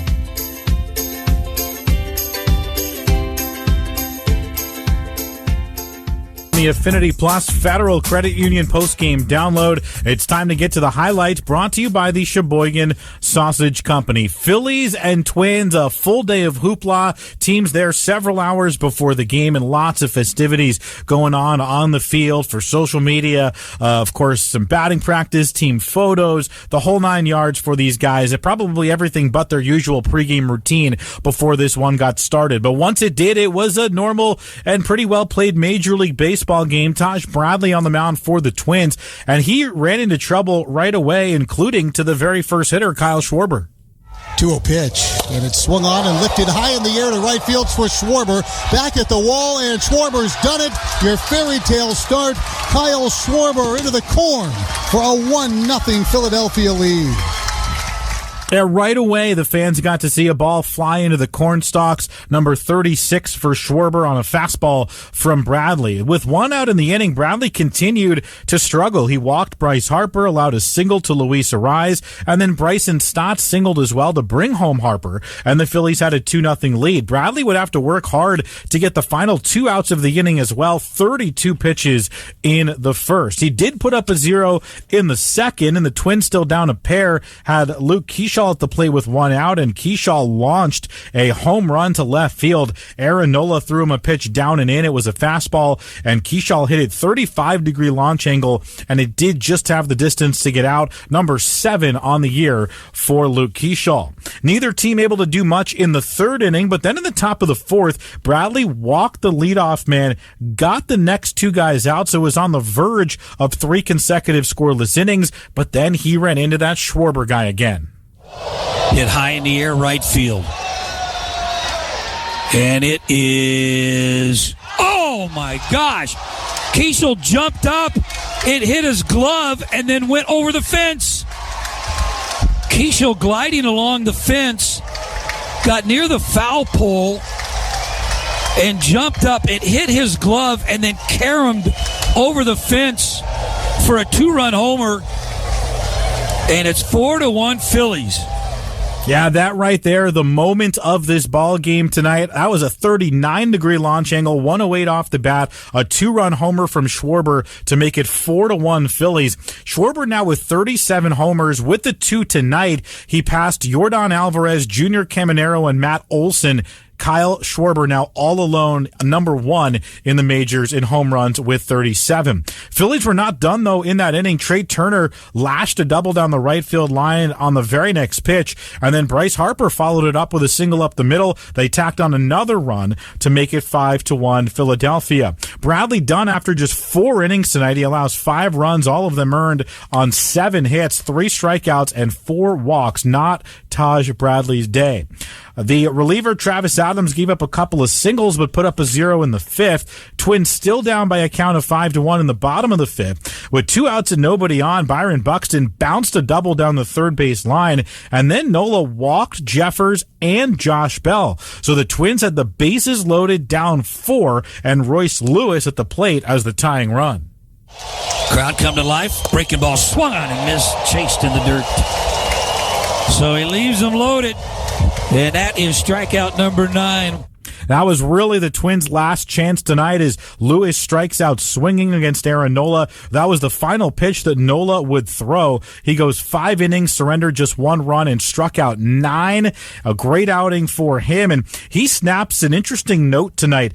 In 11 starts following a Phillies loss, Nola was 0-5 entering tonight, but the 12th time was the charm. Of course, he ends up getting the win after the Phillies lost yesterday, and a strong performance from him. Neither team able to score in the 6th. Travis Adams came out for a 3rd frame in the 7th, gave up a 1-out double to Alec Boehm, and then Brandon Marsh able to go down and get a changeup, lifting it over the right field wall for a 2-run homer, 17th of the year for Marsh, and it was all but over at that point. 7-1 Phillies in the 7th. Phillies bullpen was terrific tonight. The combination of Raley, Jonathan Bolin, Orion Kerkering, and Yohan Duran finish it off for the Phillies. A perfect inning in the 8th for Kerkering. Duran able to work around a 1-out single, getting a double play to end the ball game. The final lines tonight, the Phillies 7 runs on 12 hits and no errors. The Twins 1 run on 8 hits and no errors. Game took 2 hours and 52 minutes in front of 7,163. Twins fall to 60-63. Phillies improve to 65-58. We'll tell you where both teams stand in the postseason standings when we go through the out-of-town scores in our next segment. Highlights brought to you by the Sheboygan Sausage Company, America's tradition since 1933. We did have to select a star of the game tonight, and after much discussion, we decided to go with a Twins reliever who had a really nice performance. As a called strike 3 inside corner, Taylor Rogers rings up Schwarber. Attaboy. 0-2 is in there for a called strike 3. Taylor Rogers have a night. 4 up, 4 down, a couple of punch outs looking. And he got Schwarber and Harper. No shrinking violets there. Nice job for Taylor. Yeah, Rogers goes 4 up and 4 down with a couple of strikeouts in this ball game, and so Taylor Rogers is our Treasure Island Diamond Player of the Game. Treasure Island Resort and Casino, the exclusive casino partner of the Minnesota Twins. Have a date night at To-Do Steakhouse. Make your reservations at TICasino.com. We're going to take a break, but when we return, we'll check in on some games around the league and tell you where these teams sit in the standings here on your home for Twins baseball.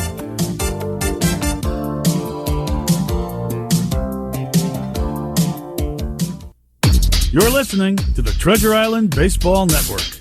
John Vitas welcoming you back to the Affinity Plus Federal Credit Union postgame download. Let's get to our out-of-town scores brought to you by Jeff Bell Chevrolet. We teased at the top of the show that it was a great night for the Twins minor league affiliates, and we're going to name quite a few guys in this segment, but the one downside, St. Paul lost 10-3 tonight in Iowa. So the Twins go 0-2 in Iowa, but 3-0 everywhere else. They did get homers, though, from Walker Jenkins and Hendry Mendez. AA Wichita just closed out a 5-1 win over Corpus Christi. Great pitching from the Wind Surge as Riley Quick and Chris Valamont piggybacked in that game, and Caden Kendall hit his 11th home run of the year. A shutout for the Cedar Rapids Colonels. I guess I should say 1-2 in Iowa, because that game was in Iowa as well. They were at home against Wisconsin. Adrian Borquez went 5 scoreless innings with 1 hit allowed. He's a top 20 prospect in the Twins system. Borquez had an ERA over 10 on July 10th. He had been dealing with injuries and some rough results, but all of a sudden he has put it together. 5 of his last 6 starts have been scoreless, dropping his ERA all the way down to 4.54. The Colonels got RBI hits from Byron Churio, Jacob McCombs, and Quinn McDaniel. Low A Fort Myers, an impressive win as well, 10-4 over Clearwater tonight. 2 home runs for Luis Fregoso, who's been one of the breakout stars of the farm system this year. He now has 13 dingers for the season, and get this, 51 runs batted in 66 games. Home runs as well for Murphy Hernandez and top 20 prospect Quentin Young. Let's take a look at the Major League scoreboard. A limited slate tonight on a Thursday. Just a few other games to tell you about, including one that occurred this afternoon between the Cubs and the Nationals. Cade Cavalli had a perfect game into the 6th inning today. Ultimately lost that, but still went 8 strong, 8 scoreless innings to get the win in this one, and the offense was there as well for Washington. Osmond to the belt. Abrams does not run. The pitch is launched. Right center field. Crow Armstrong going back to the wall. And there it goes. Bobby Ortiz does it again. 2-0 Nationals. Ortiz with a 3-run clout over the right center field wall. And Nationals giving a lot of at-bats and innings to their young guys. Abby Ortiz, the rookie, with a 3-run homer there. Nationals beat the Cubs 7-0.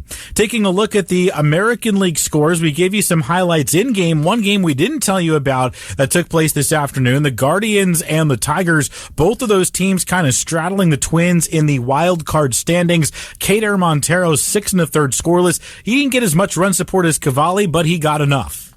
2 outs, bases empty, 2-2. Fly ball, left field. Way back in left. And gone.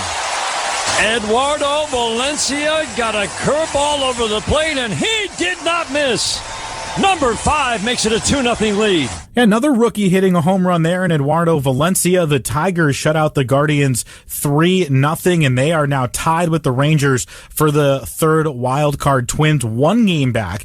The team they're tied with, the Texas Rangers, are on the field right now. They just got going in Anaheim, but the Angels lead that game 2-0 in the second inning. Your out-of-town scores brought to you by Jeff Belzer Chevrolet. You deserve an award-winning car buying experience. Together, let's drive. Learn more at JeffBelzerChevy.com. Going to take a break and get some post-game reaction from Iowa next on your home for Twins baseball.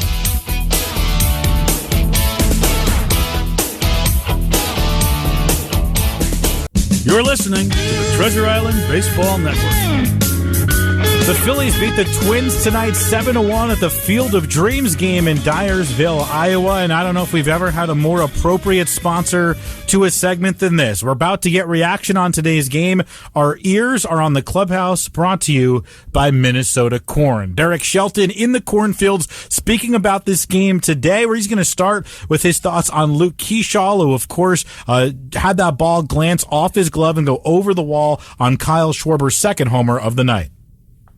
Yeah, well, I think the part of the tough play, I mean, Keish went up over the wall and it hit his glove. It was tough play. You know, early in the game, Taj's command just was inconsistent, and he had the 10-pitch inning in the third, so it looked like he was back on track, and then looked like he kind of lost his delivery a little bit there and wasn't able to execute pitches. Yeah, we apologize for the audio quality there. Obviously, a different setup today with everything going on in Iowa. Of course, the magnitude of the game, the pomp and circumstance beforehand, probably the thing that the Twins players will remember more than the actual game and the results and the way everything went. Here's Shelty on the day as a whole. Well, I mean, you're preparing against the opponent, and I mean, we're playing one of the best teams in the National League. In terms of today, I mean, the ballpark plays different. I mean, the ball, just candidly, the ball Bohm hit, I was shocked didn't get out. And then the ball that Kyle hit that Keish knocked over the fence, I didn't think was going to get out. So I do think it played differently. Yeah, some interesting thoughts there on how that unique stadium played. First time it's ever hosted a major league game. And again, Shelty will remember all of the ceremonies and festivities beforehand. But I think to T's point, you turn the corner and there's 27 Hall of Famers. And for me, personally, I mean, Cal Ripken's my favorite player. It's why I wear number 8. He's standing there. I think how gracious they all were. I mean, for both teams, you turn around and every single guy's standing up and shaking your hand. And you're talking about the best players in the history of this game, that are in the museum in Cooperstown. And to Trevor's point, because he and I were right next to each other, I mean, you come out of the cornfields, you've seen it on TV before. There is nothing like it. I mean, it's a once-in-a-lifetime moment that I will. And he said to me, he's like, I got chills. I mean, I had goosebumps just standing there and being able to be part of something like this game. I mean, it did not go our way in terms of the game, but the experience will be something that I'll cherish for a lifetime. Yeah, that is a really good synopsis of the feeling that the Twins manager got tonight with everything that went on before the game. It was so much fun to watch here in the studio, and I'm sure everybody tuned in tonight will remember all of the things that were put together beforehand. Trevor Larnach had 2 hits tonight, but he too focused on everything else going on around the Field of Dreams game. Man, that was unbelievable. I wasn't expecting that at all. And so whoever set that up does an unbelievable job. And then second, coming out of the cornfields and seeing the entire stadium filled with the music, I had chills coming out, and I think Shell can attest to that too. So, unbelievable job all around. Yeah, no doubt about it. Certainly the takeaway from this one, especially if you're a Twins fan, a really neat opportunity for the Twins to be able to play in the cornfields of Dyersville, Iowa tonight. Our ears have been on the clubhouse, brought to you by Minnesota Corn, continuously working to promote sustainable practices, develop new uses, and maintain thriving rural economies for Minnesota's 24,000 corn farmers. Before we take a break and circle the bases, let's pause 10 seconds for station identification on your home for Twins Baseball. You're listening to Minnesota Twins Baseball on WELY Ely, a Civic Media radio station, online at WELY.FM. You're listening to the Affinity Plus Federal Credit Union postgame download. We're going to step aside and come on back to wrap it up with our Circle the Bases segment next on your home for Twins Baseball.